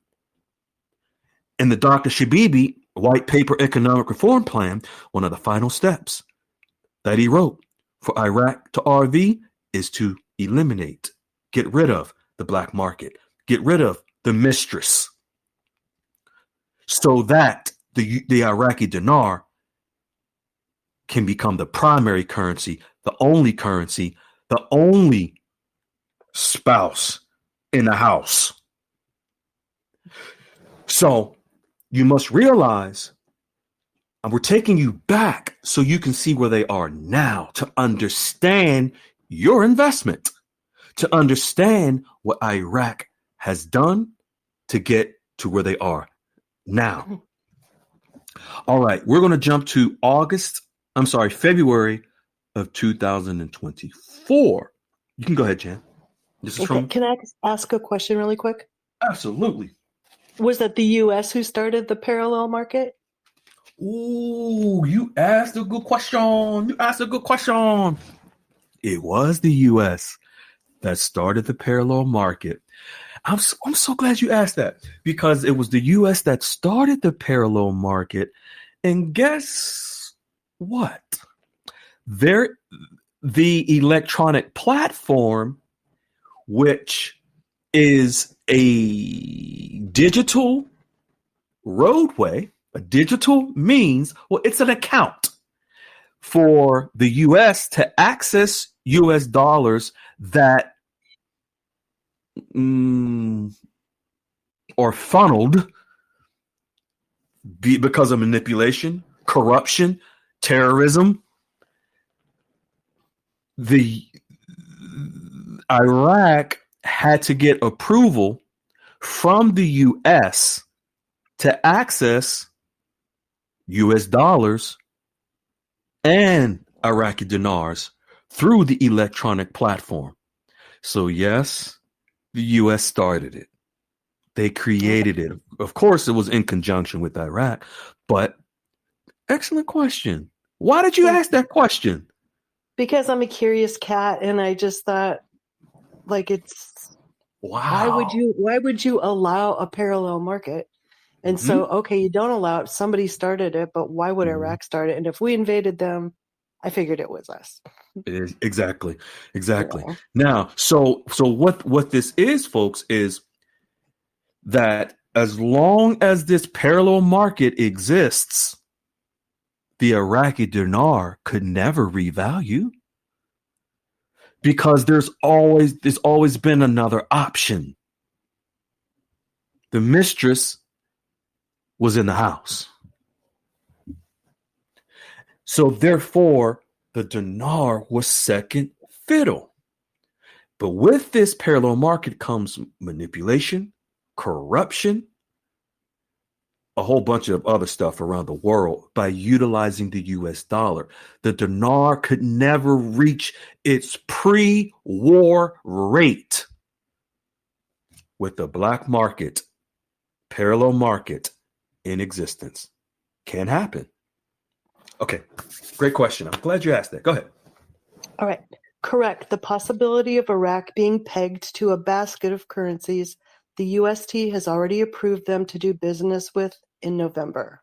U.S. Treasury. So, folks, this was from February this year, and this is a report stating that in November of the previous year, 2023, the U.S. Treasury agreed with Iraq to peg the dinar with other foreign currencies. So this is where we see that they are beginning to take measures to strengthen the Iraqi dinar and weaken the U.S. dollar in the parallel market by partnering with other currencies in Iraq. Go ahead. These currencies may be in the basket. J.P. Morgan Chase and the Central Bank of Iraq signed deals on Forex currencies for global imports into Iraq. The currencies are Indian rupee, Chinese yuan, UAE dirham, euros, billions in annual revenues. Now, all technical details resolved. Boom. All technical details resolved. So in February of this year, they announced that they were testing the system since August of last year. Now they announced in February all technical details resolved. So the Indian rupee, the Chinese yuan, the UAE dirham, euros, these are other foreign currencies that they were able to sign an agreement with the United States Department of Treasury and the Federal Reserve. Pay attention. The Federal Reserve signed along with the U.S. Treasury to allow Iraq to begin dealing in other currencies other than the U.S. dollar. But the difference is that Iraq would have control of these currencies. They didn't have control of the U.S. dollar. Why? Because it goes back to Jan's question if the U.S. allowed the parallel market. The answer is yes. And guess who controlled the parallel market in the U.S.? The Federal Reserve Bank. So the Federal Reserve Bank controlled this parallel market digitally with Iraq. But here we have in February, word has it that the Federal Reserve agreed and the U.S. Treasury agreed to let Iraq begin the process of removing from the platform so that Iraq can become independent. But these other currencies are very important. We're going to get to those next. Let's jump into August of this year by Goldilocks reporting from the CBI. The CBI, the Central Bank of Iraq, folks, came to the U.S. several times this year and met with the U.S. Treasury, the Federal Reserve, and several others. This is from the CBI that Jan is about to share with you on the CBI's report and the result of the meeting they had in August with the United States. Go ahead. Iraq just visited the United States on August 26th to 29th, 2024. It was a high-level negotiating team that met with JP Morgan, the U.S. Treasury, Federal Reserve Bank, Visa, MasterCard, MoneyGram, Citibank, as well as international auditing firms such as KPMG, E&Y, K2I, and Oliver Wyman. Oliver Wyman, one second, beloved. Oliver Wyman, folks, is a national consulting firm. There are members of the Goldilocks QFS Dialogues Room that have been paying attention to what Goldilocks has been sharing about these meetings. So when it says that there was a high-level negotiating team that came to the United States, think about what you don't negotiate just to negotiate. You negotiate numbers, contracts, agreements. There was a high-level negotiating team that met with JP Morgan, the U.S. Treasury, Federal Reserve. Remember, who was controlling the black market, the parallel market? The Federal Reserve. Now, the very, very first article that Jan read from August 2023, personal transactions will be handled, Goldilocks is sharing, through Western Union and MoneyGram. That's from August 2023. Then we have here, who was in the meeting here in August?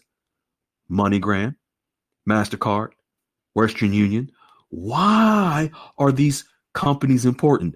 Folks, they're international companies.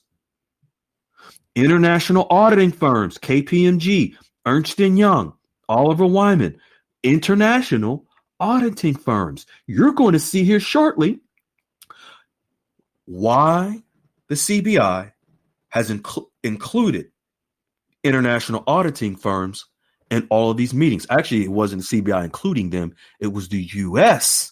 that included these international auditing firms. Go ahead. Continue, please. One of the values. One of the values of a meeting such as this includes trade facilitation. International auditing standards help facilitate trade and support economic growth. Every international negotiator knows how to factor currency rates into agreements with their foreign business partners. Okay, pause. Folks, in this meeting, these international negotiators, you don't think they were negotiating rates, tariffs, taxes, agreements? They told us. This is from the CBI, that international negotiators were a part of these meetings with the U.S. Treasury, the Federal Reserve, and these banks and international auditing firms. Go ahead, beloved. Continue, please. Part of the discussion dealt with moving from an electronic platform to a virtual bank whereby a direct banking relationship can occur. This is very important. You're fine. Direct banking relationships. Folks, Goldilocks is sharing and talking about Iraq going digital. We're moving into the new banking system. The quantum financial system is a digital system. Direct banking relationships are done digitally. This is why also before now, Iraq could not revalue their currency. Iraq, I'm going to say what Debo said. They had a mattress plan. They would have the dinars under their mattresses. There was no digital means.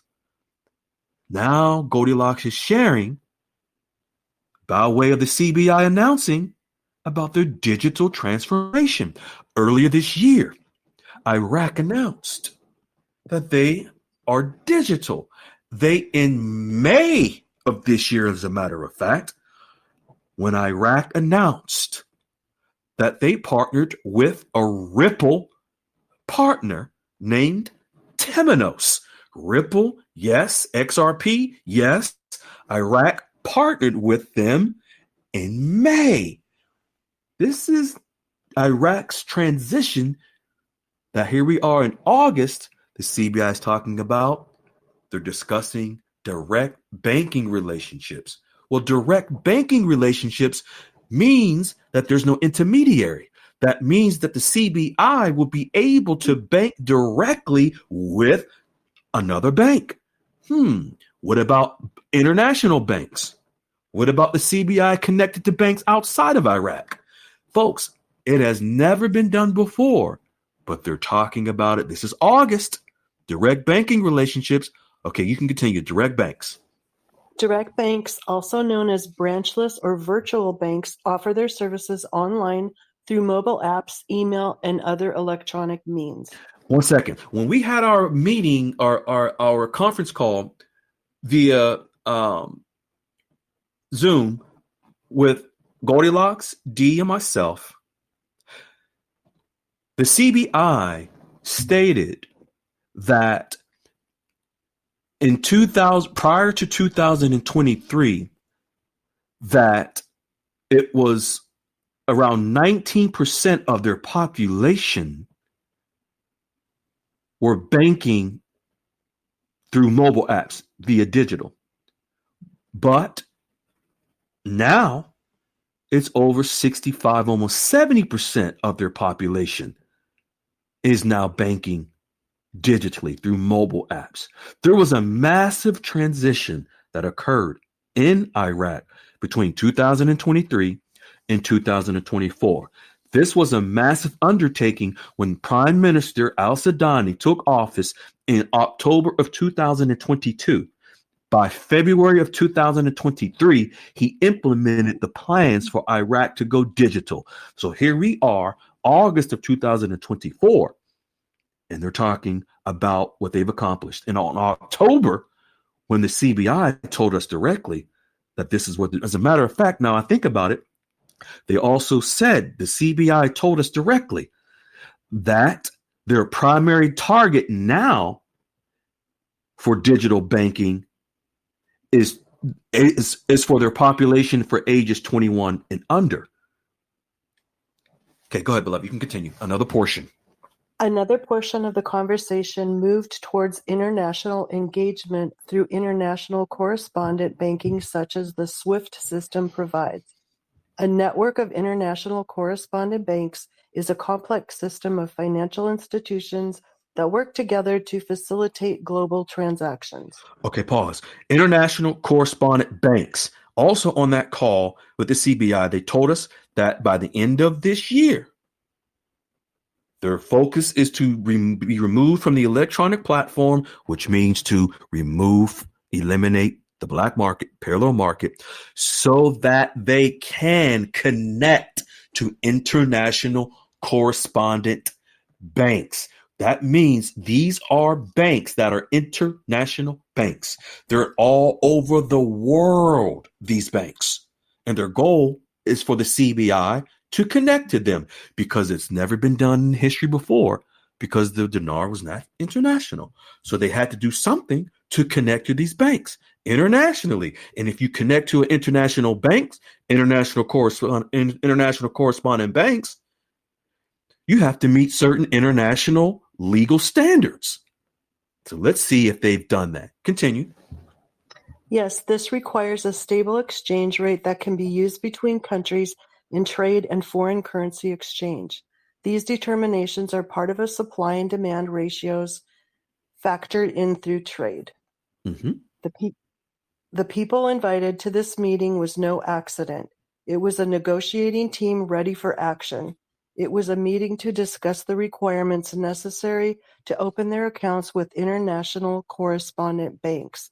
This transaction is expected to occur by the end of this year.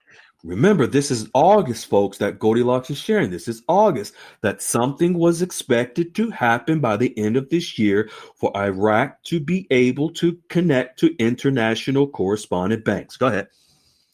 This moves Iraq from a supervisory role with the United States to a more independent nation with their own rules and regulations to guide their financial agreements around the world.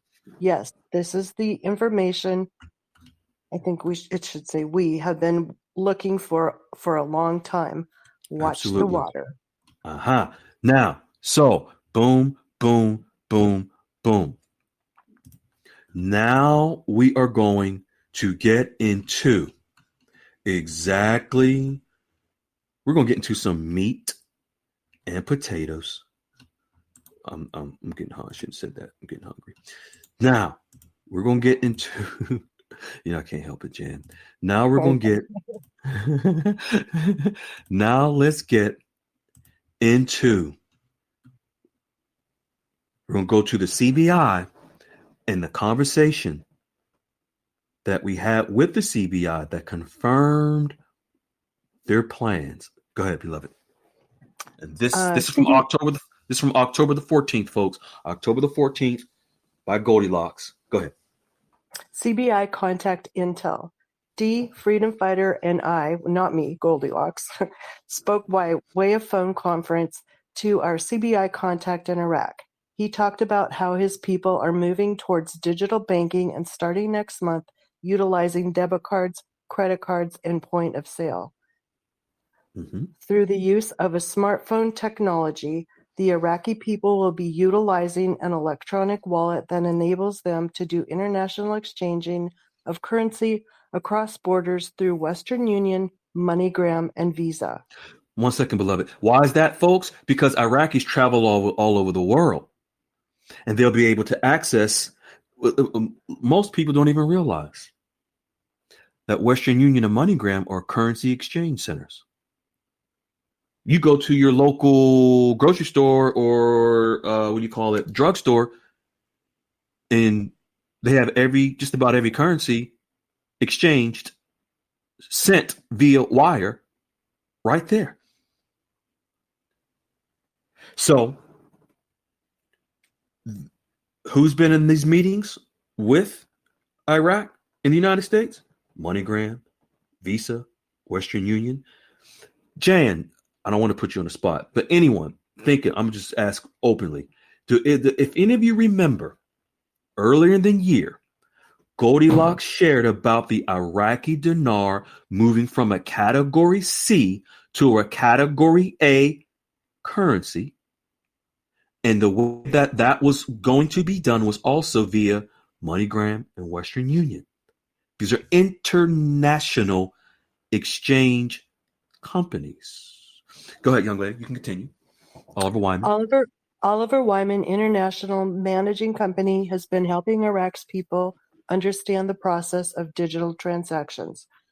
The move to retail inclusion has helped their ability to move toward an independent use of their money, allowing them to move away from the electronic platform overseen by the U.S.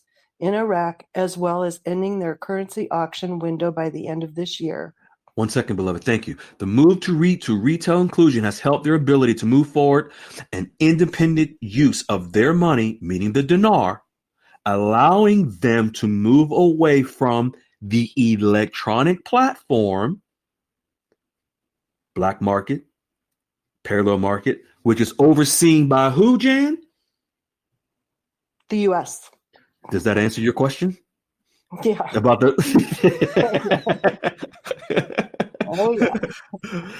in Iraq, as well as ending their currency auction window by the end of this year. We're getting close to the end of this year. We're going to find out if they have completed this. Now, it's very important. I want to mention this about Oliver Wyman. This is not an individual. Oliver Wyman is an international consulting company. Folks, Oliver Wyman is also an international consultant company for the World Trade Organization. So here you have an actual international consulting firm for the World Trade Organization that has been in all the meetings when Iraq came to the U.S. Remember, there's a negotiating team that was a part of these meetings. and you have an international consulting firm for the World Trade Organization that's also a part of these meetings with the U.S. Treasury, the Federal Reserve, who's been overseeing the electronic platform that's been keeping the value of the Iraqi dinar to poo-poo. I hope you're picking up and connecting the dots. Let's get to the next article, folks. The next one that Jan is going to read, Goldilocks shared. Now we're going to go to the Iraqi Gazette. And you're going to see how the Iraqi parliament passed the law. For those of you who are new, you haven't heard this before, but the members in the Goldilocks QFS Dialogues room, this is why they're so prepared when they're able to go into established relationships with bankers who are going to exchange their currency and manage their wealth, not only just because of what we're teaching them in the room, but because Goldilocks has been sharing with us the process. So the members in their minds, they know the process of the RV. They have a level of comfort and peace so that when they go and establish these relationships, there's a level of confidence they have in the process. Like Mike N said earlier, trust the process. Our members have learned the process of the RV. We're going to get into the Gazette, which we shared with you 2 weeks ago. That the Gazette, we shared Iraq's constitution that shows you that the only thing that the Gazette is for is laws to be published, not rates. Were you on that call, Jan? I don't know if I was on that call or if I listened to it after the fact, but I definitely remember you saying that. Okay. All right. We're going to get to the Gazette, and I believe I gave you instructions up to what to read. I forget what they were, but go ahead. Let me find it real quick. Okay. It's starting with in a world, right? Yep. In a world. Yep. Just the first sentence. You said only the first sentence. Okay. Mm-hmm. In a world increasingly defined by digital finance, Iraq has taken a transformative step with the Digital Payment Regulation number 2 of 2024. Now, folks, this is directly from the Gazette. This is a law that was passed by the Iraqi parliament called the Digital Payment Regulation Law number 2. This law passed by the Iraqi parliament, published in the Gazette, gave Iraq the legal ability for the dinar to go international because it's a digital law, banking law. Previously, we talked about the digital and direct banking. In order for Iraq to connect to international correspondent banks, they can only do that digitally. Back to Debo's comment about mattress money. Iraq has been dealing with manual paper money. In order to connect, to go international, it has to be done digitally. Why do you think? We just went over about smartphones that they were connecting their apps, MoneyGram, Western Union, Visa. That's all digital. So in order for the dinar to connect to international banks, they had to pass a law to legalize the banking system in order to do so. They had to legalize the CBI to do so. Included in this law was for any bank, any financial institution To access Iraqi dinar, they had to be licensed.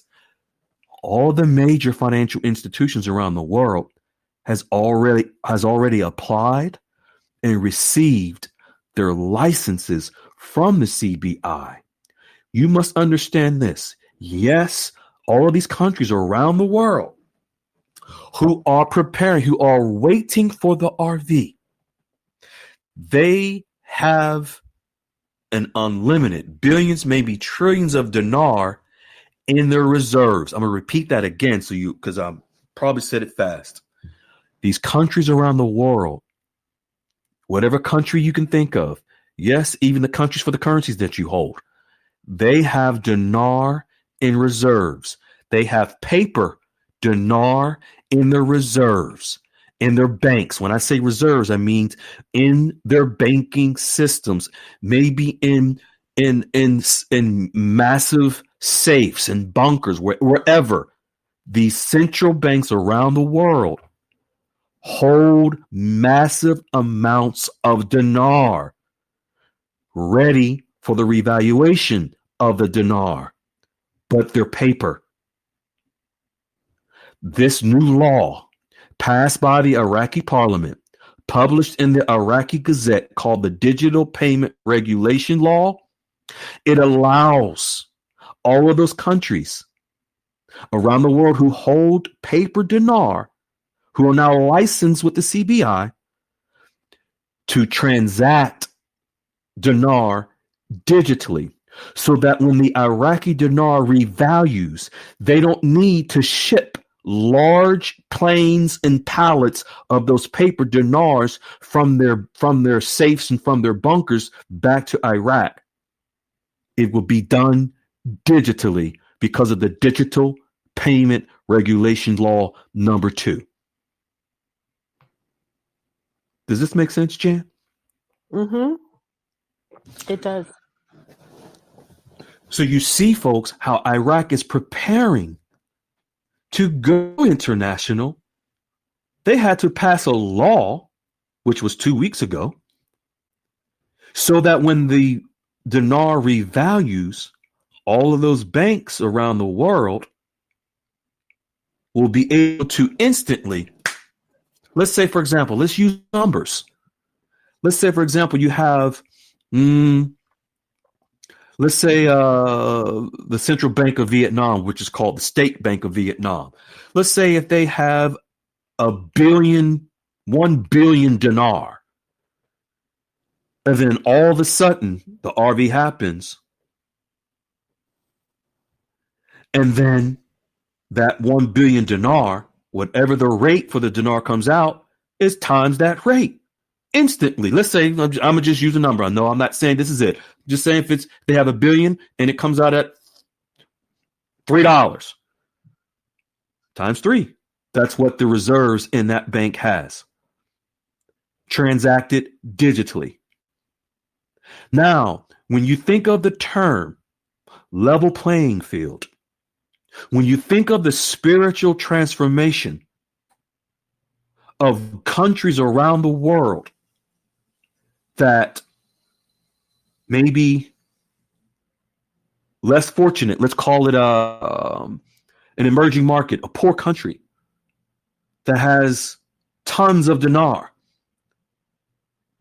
and they now have a license with the CBI to access the dinar by way of this new law, Digital Payment Regulation Law number 2, that country instantly, when the dinar revalues, that country has an instant amount of dinar digitally in their reserves. Imagine what they can do for their country and for their people. Think of all the other countries around the world that have dinar. Think of yourself that has dinar. You don't think the United States Department of Treasury and the Federal Reserve has this license with the CBI?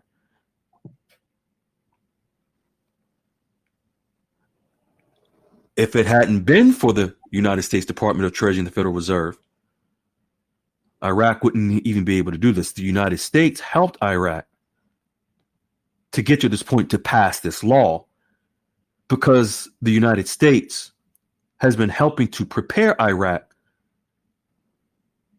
to move forward without the help of the United States, but for Iraq to move forward independently. Now we are going to get into something that might just blow your minds. I think a lot of people overlooked this, but this is directly from Iraq. What we're going to share, the wording is very direct, and this is from December the 17th that Jan is going to read something to you. Pay very close attention to what she says. We're going to, I gave you the instructions, right? You can go ahead. Yeah. Prepare. If you could read this slow, kind of slow down, make sure the people hear you well, because we don't want them to miss this article directly from Iraq News. Go ahead. Prepare. Exchange rate on a date with a new high. The dollar selling platform will stop and the shock is coming. Pause. Prepare. Exchange rate on a date with new high. The dollar selling platform will stop. Folks, this is the electronic platform. This is the parallel market, black market, currency auction window. It will stop.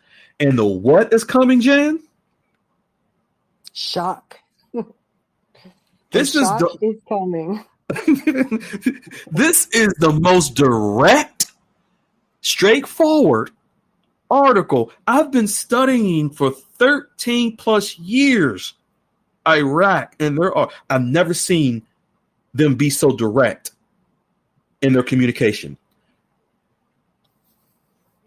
Okay, go ahead. This is from the Baghdad Today, and that's a newspaper, I guess, published in Baghdad. Today, Tuesday, December 17th, 2024, Economic Affairs Specialist Nasser Al-Tamimi warned of the rise in the dollar exchange rates in Iraq in the coming days. Pause. Let me explain what that is. Because you hear a rise in the dollar exchange rates, don't get yourselves all wet. The rise in the dollar exchange rate is not what we want. We want a rise in the dinar exchange rate. But let me explain what this is a setup for in the rise in the dinar exchange rate. What it's explaining is, as a result of the platform, the electronic platform stopping, the shock is coming. What is the shock? The rise in the dollar. Think of it like this. Since the invasion and the electronic platform illegal market was created, it has become normal, customary in Iraq to deal with this platform, this illegal market. So now, boom, it's gone. It stops. It will create a shock in the local Iraqi banking systems and markets. They're concerned in Iraq is that there will be more demand for the US dollar in this illegal market. So they're saying that the dollar exchange rates in the coming days will go up because people will be rushing to try to get the US dollar on this illegal market. And this has been the last, folks, this has been the last access to US dollar in Iraq since the beginning of the year. Iraq, passed a law in December of last year that as of January 2024, it was illegal for the transactions of the US dollar in Iraq other than at airports. And then also the Iraqi dinar by law is the only currency to be utilized for imports. This is as of January. And then they brought in these other foreign currencies to help strengthen the dinar by eliminating the US dollar in the black market. How do you do that? Eliminate the black market. How do you do that? Eliminate the currency auction window. How do you do that? Eliminate the parallel market. How do you do that? Shut down the electronic platform. So they're concerned as this will shock the system and people will rush to try to find US dollars. So why? They try to rush to find US dollars, and then the dealers on the streets will raise the value of the dollar, to make it more expensive, because they know this is it. This is their last chance to access the US dollar. So they're going to raise the prices on the streets. So when it's saying that they're warning that the dollar exchange rate will go up in the coming days, yeah, it will. But eventually, it's not even going to exist anymore, the US dollar. Go ahead. Did I explain that? Did you understand when I explained that, Jan? Very well. Yes. Thank you. Okay. Go ahead. You explain everything so well that Thank I you. love it. El Tamimi said to Baghdad today that there are real fears in the Iraqi market of the continued rise of the dollar exchange rates after the suspension of the platform by the Central Bank of Iraq. Pause. 1 second, beloved. I'm sorry. Rates, the dollar exchange rates after the suspension of the electronic platform by the Central Bank of Iraq. This is on December the 17th. So they're saying that they're going to eliminate the number one reason that the Iraqi dinar was devalued. The reason that it went from 324 USD before the invasion, and they installed this platform in Iraq, this illegal market in Iraq, and the dinar went to the tank. They're saying the suspension of the platform by the CBI. Go ahead. Noting that this matter will be a shock, especially at the beginning of the implementation of the decision, and will push the rise of the dollar to increase demand for it in the parallel market. You see what I'm talking about, folks? Talking about now that they're going to eliminate the black market, get rid of it. People are going to rush to go get US dollars because the demand will increase, because people are thinking, my God, let me get my hand on some US dollars. I may not be able to get it again in the parallel market, because the parallel market is about to go bye-bye. Go ahead.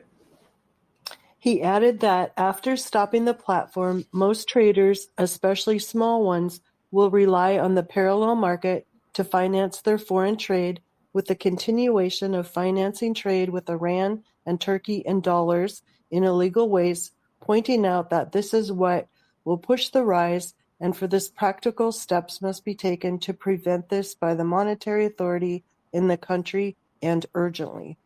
Mm-hmm.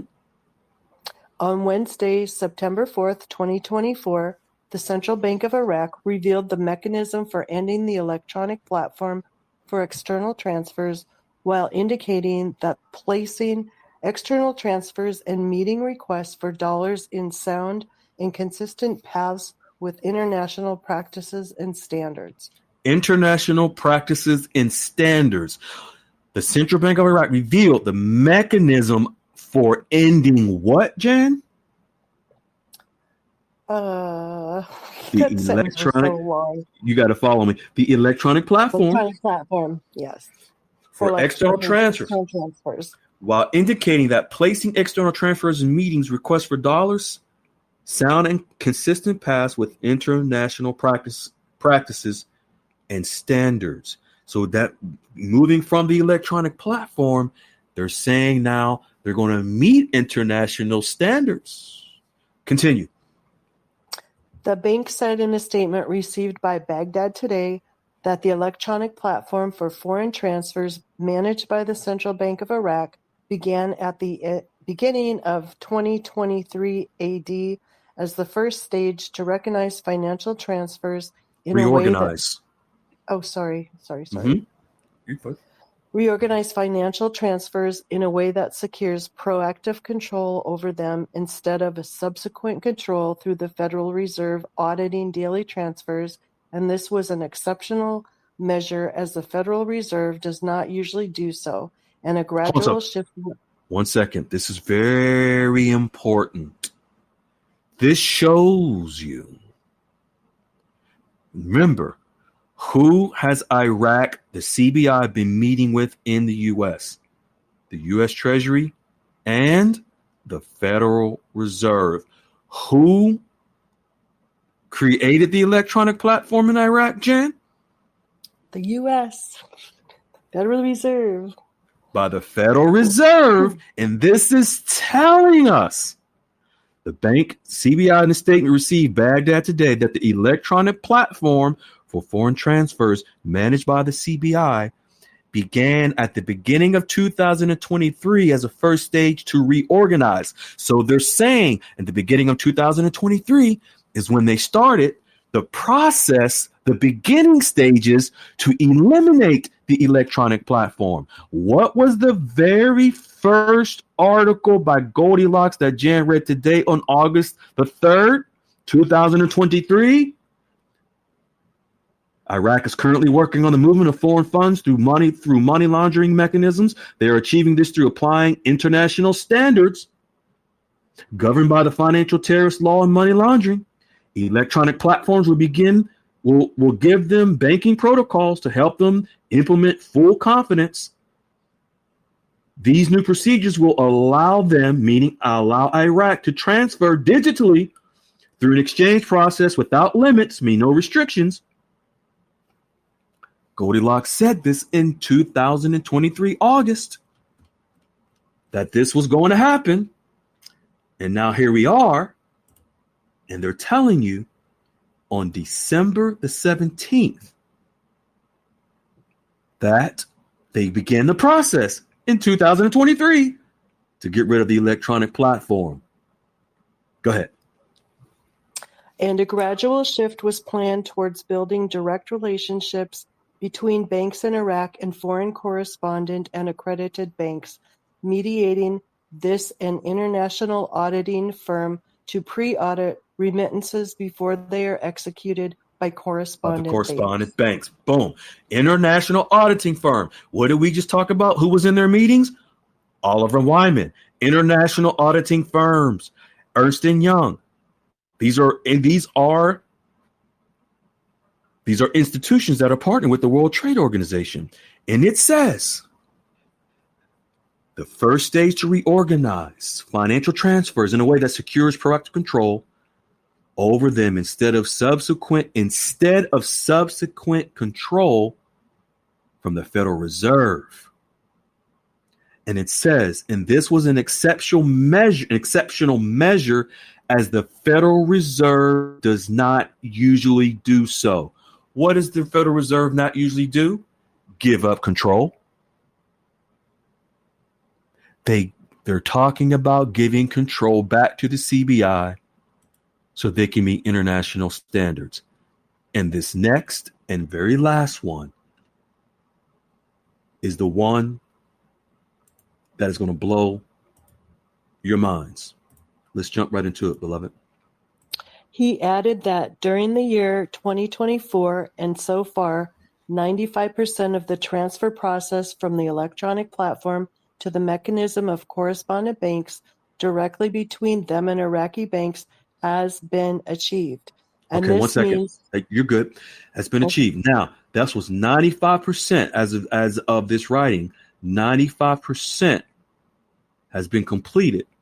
But we're going to jump to the next article by the CBI, Jan, and find out if it has been completed yet. This will be from December the 19th, folks. The very next one from the CBI directly. As a matter of fact, yes, let's do this. Ooh, this is where it gets even better. Now, before we read this, Jan, folks, I want you to remember what Jan read to you the second article. I'm going to read it. And then, Jan, we're going to get into this last announcement from the CBI. It says, the possibility of Iraq being paid to a basket of currencies. The U.S. Treasury has agreed to approve Iraq to do business with. The currencies: Indian rupee, Chinese yuan, UAE dirham, and euros. This was from February of this year, folks. JP Morgan, Citibank, and others were part of these meetings. Indian rupee, Chinese yuan, UAE dirham, and euros.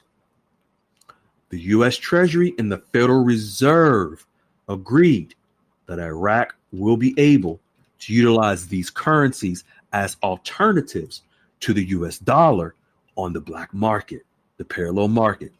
All right. Now we're going to get into the very last one, Jan, directly from the CBI, where it says the Central Bank of Iraq announced. The Central Bank of Iraq announced the expansion of foreign transfer channels for local banks to include new currencies, the Jordanian dinar, the Saudi riyal, and allowing Iraqi banks to finance trade with Turkey in euros after it was previously limited to using them with European Union countries. In addition to transfers available in U.S. dollars, Emirati This is dirhams, dirham, which is the UAE dirham. Yes. This is the UAE's currency. We just talked about. This was the contract that they signed, an agreement to kick the U.S. dollar to the curb and use these stronger currencies as a peg to peg the dinar, to make the dinar stronger. Now here we go. This is from December the 19th. The UAE dirhams. What's the other currencies? Chinese yuan, and Indian rupees.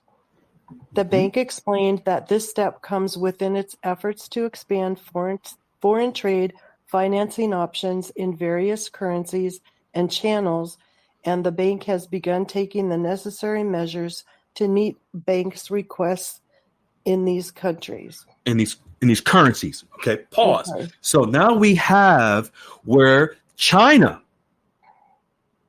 via the Chinese yuan, they will request dinar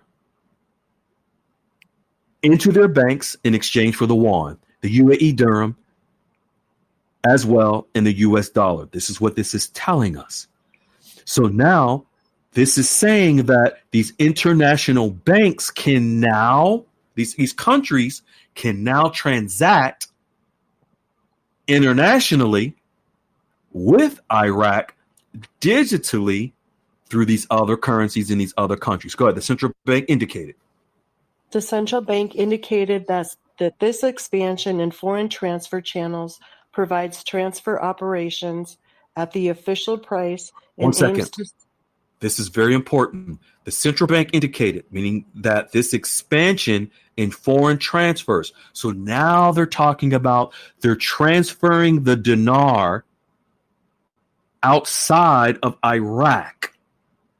The expansion in foreign transfer channels. So that means the dinar is moving outside of Iraq, no longer just within Iraq, no longer just within its borders, but the dinar is expanding in foreign transfer channels, which provides transfer operations at the official price. The official dinar price is at 13.10. So when it's saying that they're transferring, they'll be transferring at the official price.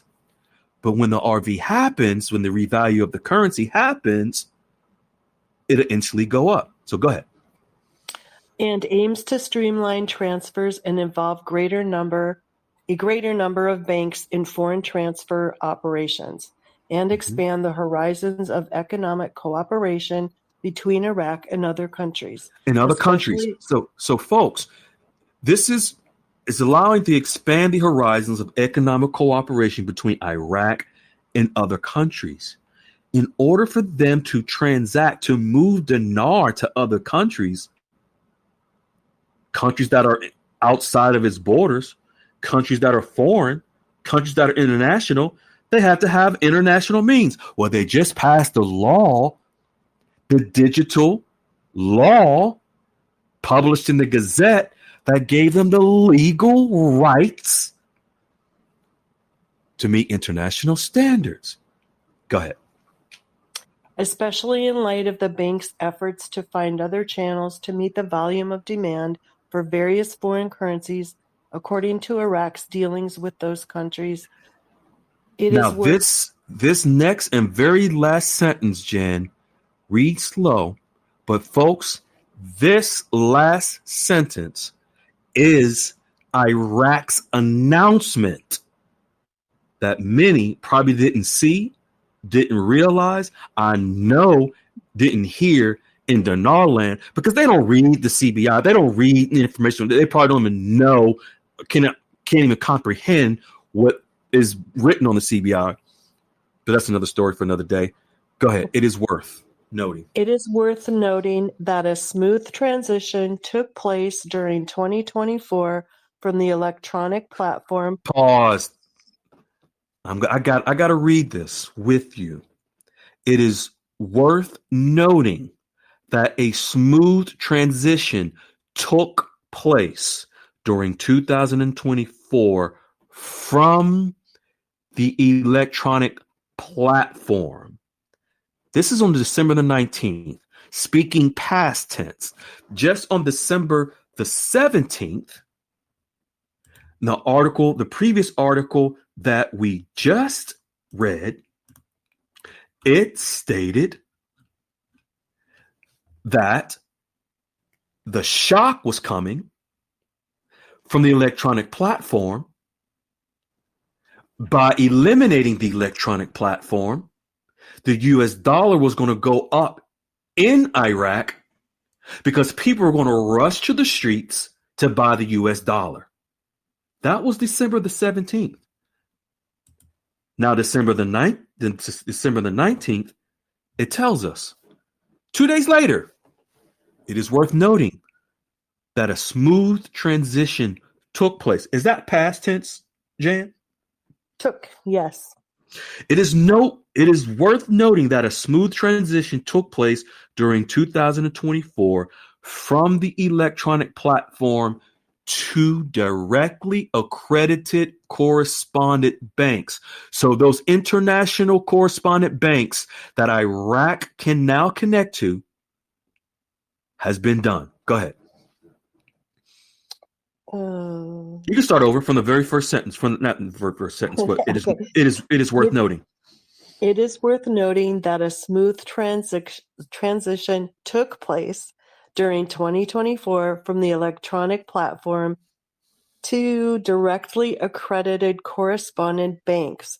Thus, the central bank achieved a fundamental transformation in line with the international banking practices, and this transition is widely praised. Who's this article from? This press release at the very bottom, Central Bank of Iraq, what? CBI. In the media office. Now, I'm going to read this again. I have to, because some people may not realize what it says. So I'm going to do it again.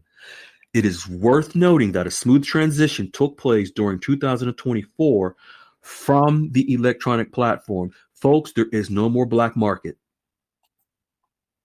The parallel market is dead. That is why on just 2 days before, they said there was going to be a shock in the system. That is in Iraq, not internationally, but in Iraq.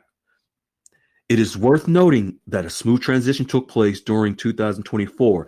Remember, all the meetings that they had with the U.S., in the U.S., Department of Treasury, Federal Reserve. The Federal Reserve controlled the electronic platform, and they made a smooth transition just a few days ago from the electronic platform to accredited correspondent banks. Folks, Iraq connected to international banks on this officially December the 19th, where they can move the Iraqi dinar to other banks outside of its borders. This has never been done.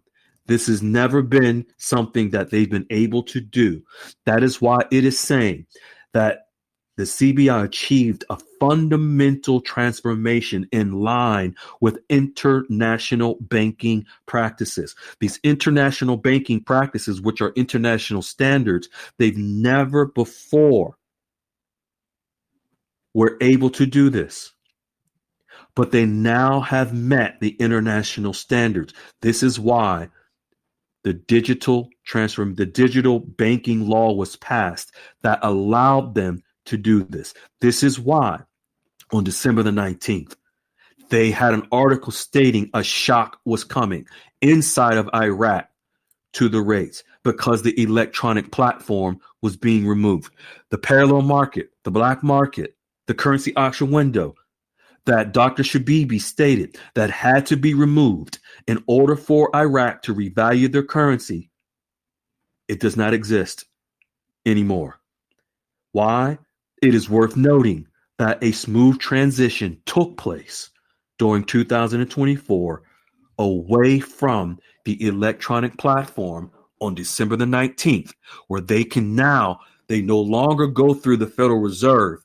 They can go direct to international correspondent banks because they meet international banking standards. Well, what are international correspondent banks? Some of those international correspondent banks, some of you probably have heard of them before. One is JP Morgan, one is Citibank, one is the Bank of New York Mellon, Citibank, Standard Chartered, Wells Fargo. No. This is not the banks you run to exchange your currency per se. These are just international banks. They're all over the world. International correspondent banks. These are examples that Iraq is now connected to. They turned the switch off from the electronic platform. They now kick the mistress out of the house. It's just the spouse, where the Iraqi dinar is now numero uno in Iraq. These other currencies that are connected in their banking systems, that are deposited in their banking systems, will help to strengthen the Iraqi dinar in the international market, the international banking system. How is that done? Through the international correspondent banks. The only way that Iraq can connect to these international correspondent banks is through digital means. That's why they passed the law, the digital banking law, 2 weeks ago. And now here they are. They've eliminated the number one source for the devaluing of the Iraqi dinar, which was the electronic platform. Now, what does this mean moving forward? Iraq, now they have met international standards, so they can connect to international correspondent banks. Being that they have eliminated the electronic platform, they will eventually be able to take the dinar internationally. They have met all the requirements to now go international.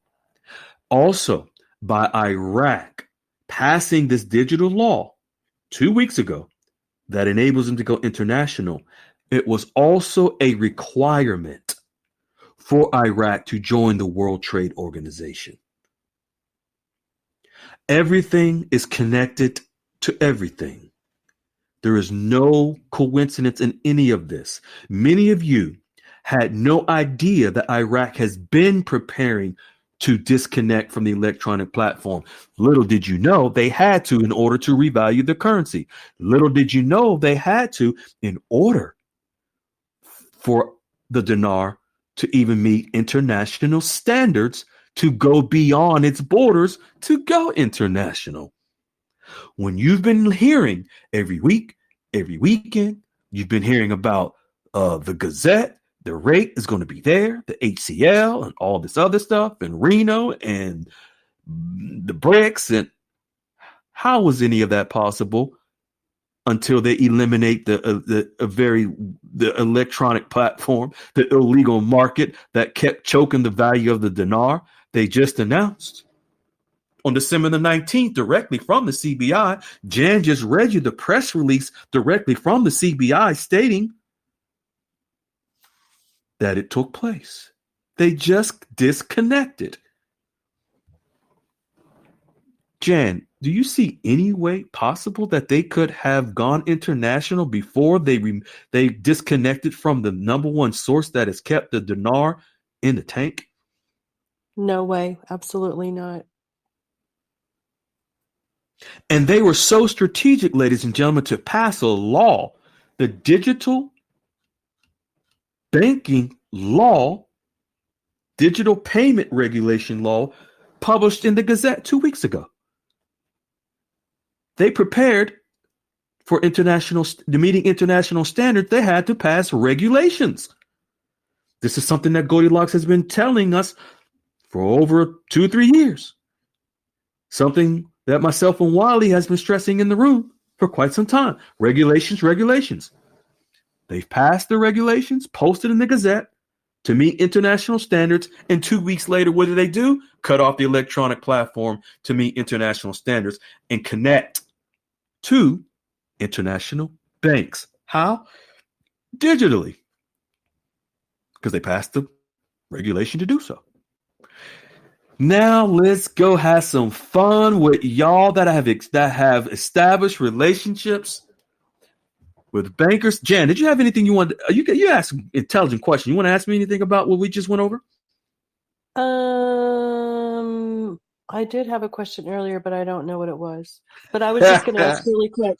They still have their WTO meeting in the first quarter, correct? That's correct. Excellent question. The fourth working party meeting that Iraq will have with the World Trade Organization, folks, once they have that meeting with the World Trade Organization, the meeting hasn't been posted the exact date just yet, but it'll be in the first quarter. That meeting within 30 days of that fourth working party meeting with the World Trade Organization, within 30 days of that meeting, all goes well, they'll be able to go internationally. But actually, let me say this. The rate with the World Trade Organization will be what's considered a market rate. A market rate, which is a rate, folks, that Iraq, this was a part of the negotiations that Iraq had in the U.S., but also the negotiations that Iraq had to complete with the other 140 World Trade Organization countries. That is a market rate, which is a rate between Iraq and those countries. It's a rate that is for trade. So when they trade goods and services with Vietnam, with Russia, with China, that rate is a market rate. That is different than the international rate, which is the rate we will see on Forex when we exchange our currency. Now, that international rate, is it possible for the international rate to go live before the WTO and that market rate, and that occurs? It's possible. It's possible. This is where we have to be diligent and pay attention, because, and this is why we thought of making sure we include the CBI link every day for people to see and pay attention to the rate if they want to see it for themselves, so that you're not distracted with, oh, my high level source said it's happening. It's $5, it's $4, and Reno codes, blah, blah, blah, blah, blah, blah. Just go right to the CBI and look for yourself. Stop allowing yourselves to be fooled with these rates and dates. Now we see Iraq has officially eliminated the number one source for devaluing the Iraqi dinar, the electronic platform. And folks, those in the Goldilocks QFS dialogues room have been paying attention and waiting for this, because If you all recall, for those who in the room, you remember the article about the shift that was going to come by the end of the year. Here we are. Iraq did exactly what they said they were going to do. Jan, do you remember when the articles about Iraq saying they were going to do this by the end of the year, remove from the electronic platform? I hope I'm not putting you on the spot. You do remember. Okay, good. So, folks, our members, they have been paying attention, and what they knew that it couldn't happen before now. But again, our members are prepared with the banks to exchange their currencies because they've been following Goldilocks and what we've been sharing. They've been getting educated by myself and Wiley to prepare at the banks. If you aren't in our room, unfortunately, or you're following this process, you're behind. Iraq just literally officially announced, and you heard it for yourself, they eliminated the black market, the parallel market, the currency auction window, the electronic platform. They now meet international standards, and they have connected to international banks. Think of it as like a car. You're in a cold climate and you got to warm the car up before it gets going. They're warming the car up now. They're connected to international banks. They're revving up the system. It's timing now. Nothing is holding them back but time. There are other things that they have to do. The World Trade Organization is very important. But if you have not began to establish your relationships, click the link at the top of the description. Join the Goldilocks QFS Dialogues room. We will wrap our arms around you with love and show you and help you along the way. Wiley, if you can unmute my good brother from another mother, what's your thoughts on any of this? I think it's excellent. I think we laid out you laid out the exact plan of where they need to go and where we are going, and that they're living up to what they said they would do. Mm-hmm. Absolutely. You ready to do a quick roll call with all these folks that have established relationships and get this going real quick before we leave? Yeah, let's go ahead and do it. All right, folks, unmute, raise your hand.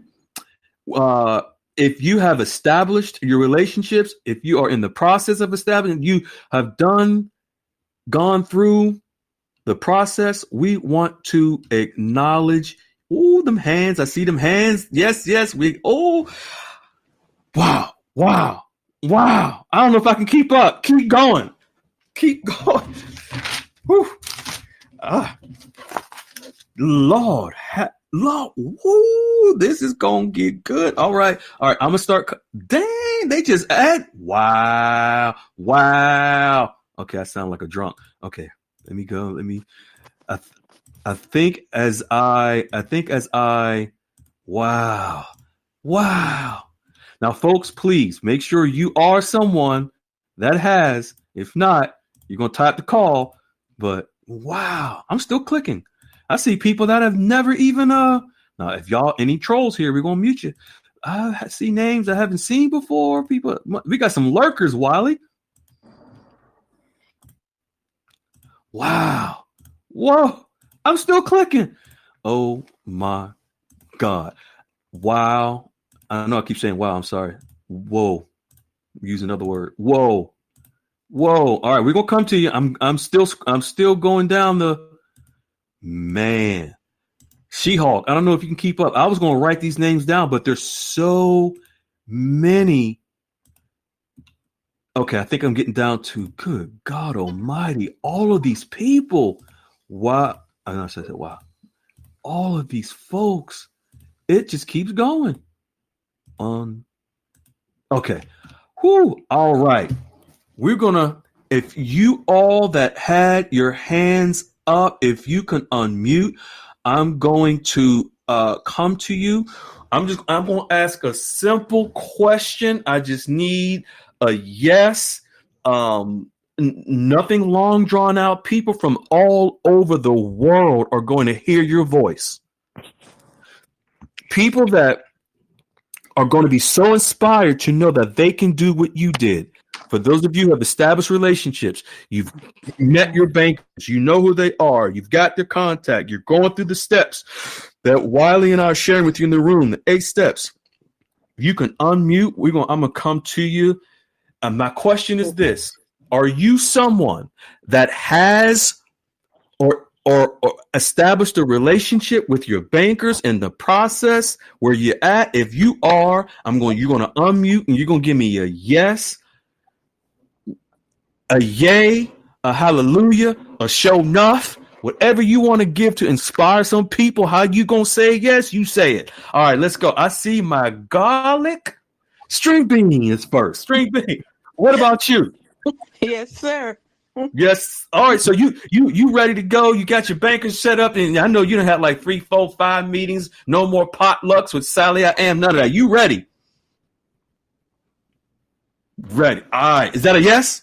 That's a yes. Is that a super yes or just a yes? Super yes. All right. Abundant life. What about you? Hallelujah. All right. I love it. Yes, JC. yes. JC. What about you? You ready? What does that mean? You ready with your bankers? I am. Ready to rock and roll? And you're going to be going to the shooting range sometime soon. I will be, yes. And folks, this is JC. Thank you for your service, JC. JC is an ex-Marine. When he went to his last meeting, he was escorted to the 42nd floor by armed security to meet with his wealth managers. Am I right or wrong, JC? That is 100% correct. Boom, let's go. Free the young. What about you? Yes, I have. I've had my first meeting with my wealth manager. We've laid out a structure, and we have yet to make our second meeting. Boom, I love it. Thank you. Thank you, beautiful. Alicia Usher talking about she ain't going to exchange out no junkyard. What about you? You can unmute, Alicia. Hello, can you hear me? I can hear you now, beautiful. Yes, I have. I've met with my wealth managers. Boom. Love it. Thank you. All right. And Becky Dahl, if you can unmute, unless I hit you by accident. Okay. Peculiar Ram. Oh, I know. We know Peculiar Ram done did her doggone thing. Go ahead, girl. Yes, you have. I think you're going to be scheduling a couple of dates with lunch dates, dinner dates with these wealth managers. Mm-hmm. But thank you, beloved. Thank you. Thank you. All right. Let's go. We're going to keep going. Okay, cool. They're coming to the top. K-Star Jeanette. Jeanette. Oh, I'm sorry. I said K. I'm sorry. Forgive me. You just posted just the other day in the room 2 days ago. I did. Yes. I'm in the process. I'm waiting on the email, and then I went to 2 places. I'm waiting on them to contact me back. But I took the step and got started. Yes. Awesome. And the tribe is here for you in the room. Whatever you need, we got you covered, beloved. All right. Lady, the one and only. Lady Unique. We already know. Good evening. What's up, VIP? And I just rest to go. I was ready to go. Rest to go. I love it. I love it. I love it. Yes, I miss. All right. Cup of coffee.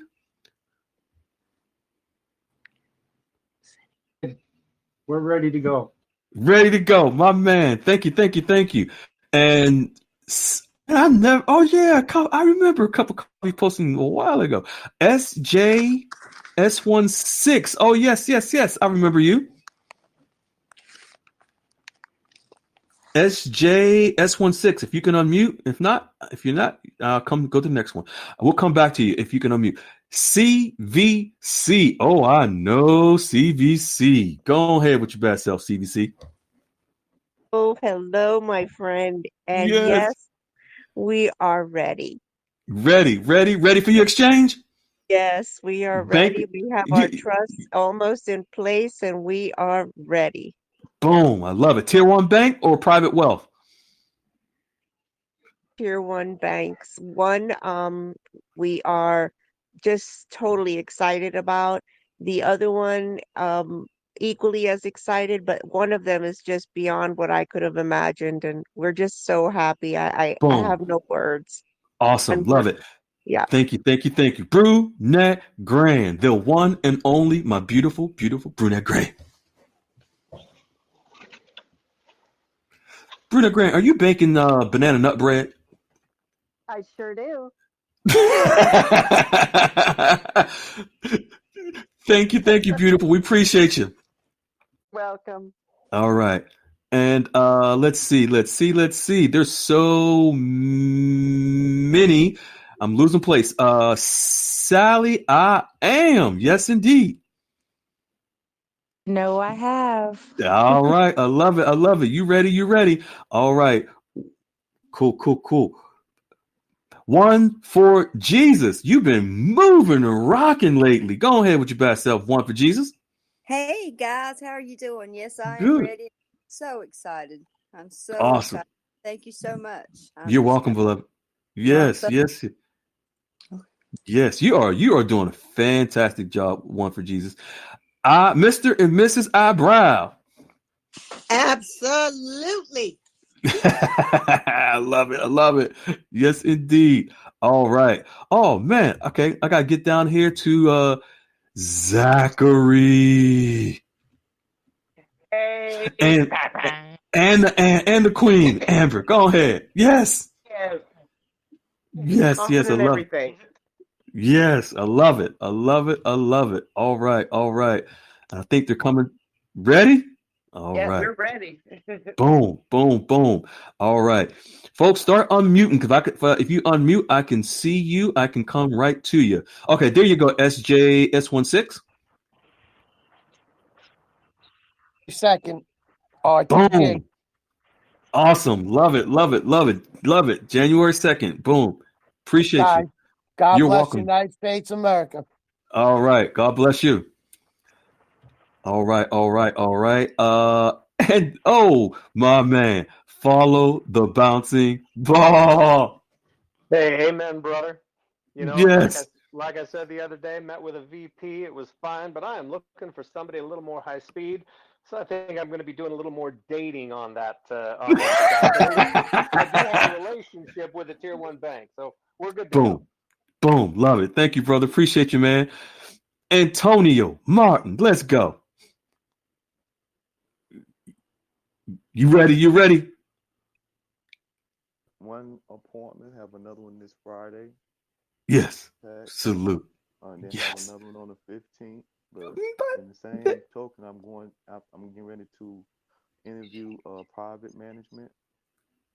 Man, you ain't playing. You methodical. I love it. Thank you, man. I appreciate you. Yes, all right. Jai. Oh, good evening. Oh my gosh. I'm very nervous. Don't worry. I've been paying attention. I've been studying and everything on your following you just to learn so much. And I have been working. I have communicated with my personal bank. I have my account there, and right away the premier banker came and let's call down the management, and So you're moving and grooving. You're moving and grooving for that, and I've been getting awesome. emails and everything. I have thank a you. feeling I want to. All right, Larry White, let's go.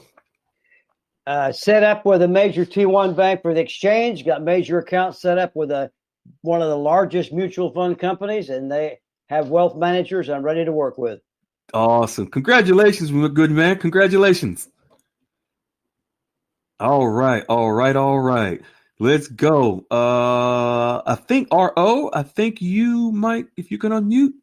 Hi. Yeah, I met with 3 different wealth managers. That's I'm trying right. to set up my second meeting. And I'm also looking to look into private wealth managers as well. Congratulations. You've been very active in the room lately. Congratulations. You moving and grooving. Well, in the chat, I said I have to keep up with these ladies. You're doing great. Keep up the good work, okay? Thank you. All right, beautiful. You got it. All right.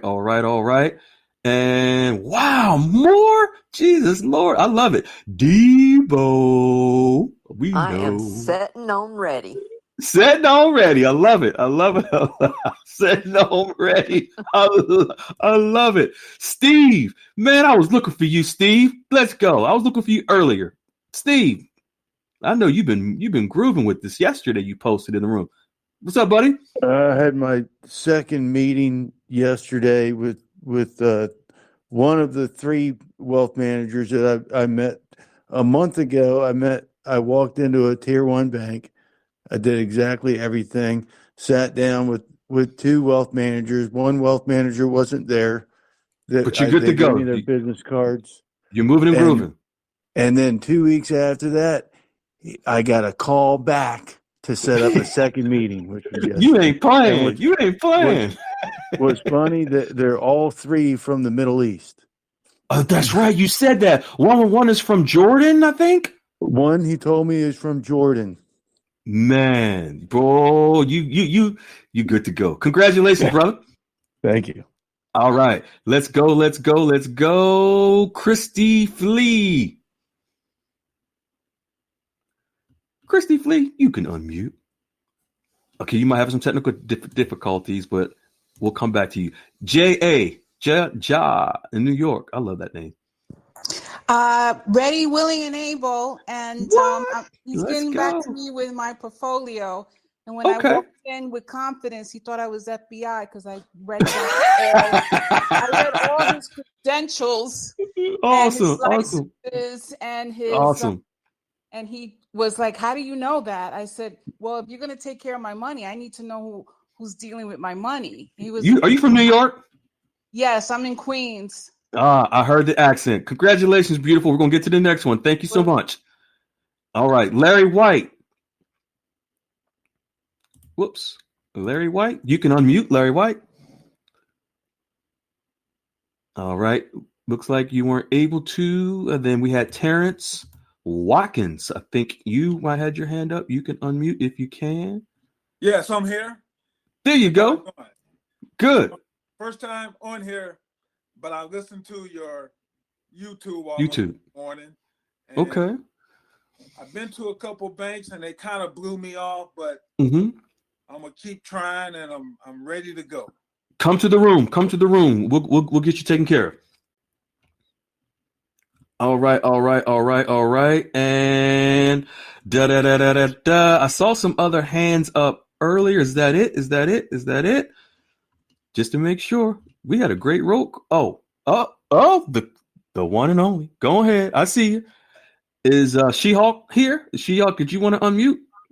Hi, Mike N, PRU. It's a whole bunch of them. Oh, can you help me? Can you unmute them or stuff? So, already unmute. They can talk. Oh, okay. All right. PR, where you at? PR. I am so waiting to go. Oh, yeah, I know you got 58 wealth managers and 12 private client concierges and private jets and Ferraris. Looking now. Do not say that. But I'm very ready. Awesome. Yes. Awesome. Beautiful. Congratulations. Thank you. All right. You got it. You got it.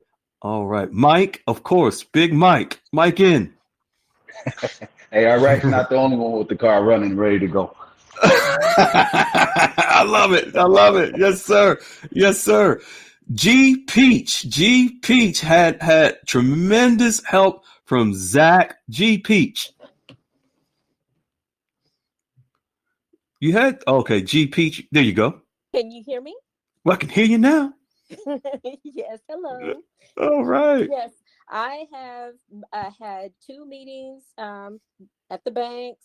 And I'm working on my third because I'm looking for everyone to be in the same. Hello, beautiful people. This is Freedom Fighter. Got it. Okay. Thank you for tuning into our channel. Umbrella. Okay. Goldilocks Global Banking News. Awesome. Everybody knows that Goldilocks is the number one source you come for to the the room. RVGCR. Zach people took from you around under his the wing, world got you tune right, in got you to tight. see what You good to Goldilocks go. is sharing on Yes, the indeed. RV. Yes, indeed. GCR. You're welcome. You're welcome. Don't miss Did I your miss chance any and get your one latest She-Hulk? updates Did I miss? I don't want every to miss day. anyone. So like, share, and this was subscribe to this Oh, channel Ray, I'm sorry. to get your Ray. daily podcast from the Hey, yeah, Goldilocks no, I articles couldn't leave the mic on. I have frogs in the background. GCR. But Brought yeah, to you no, by Freedom Fighter. I made 2 appointments with, I set up 2 bank accounts, tier 1 banks, and the wealth manager just happened to be school, so I agreed to talk with him and have an appointment for January 9th.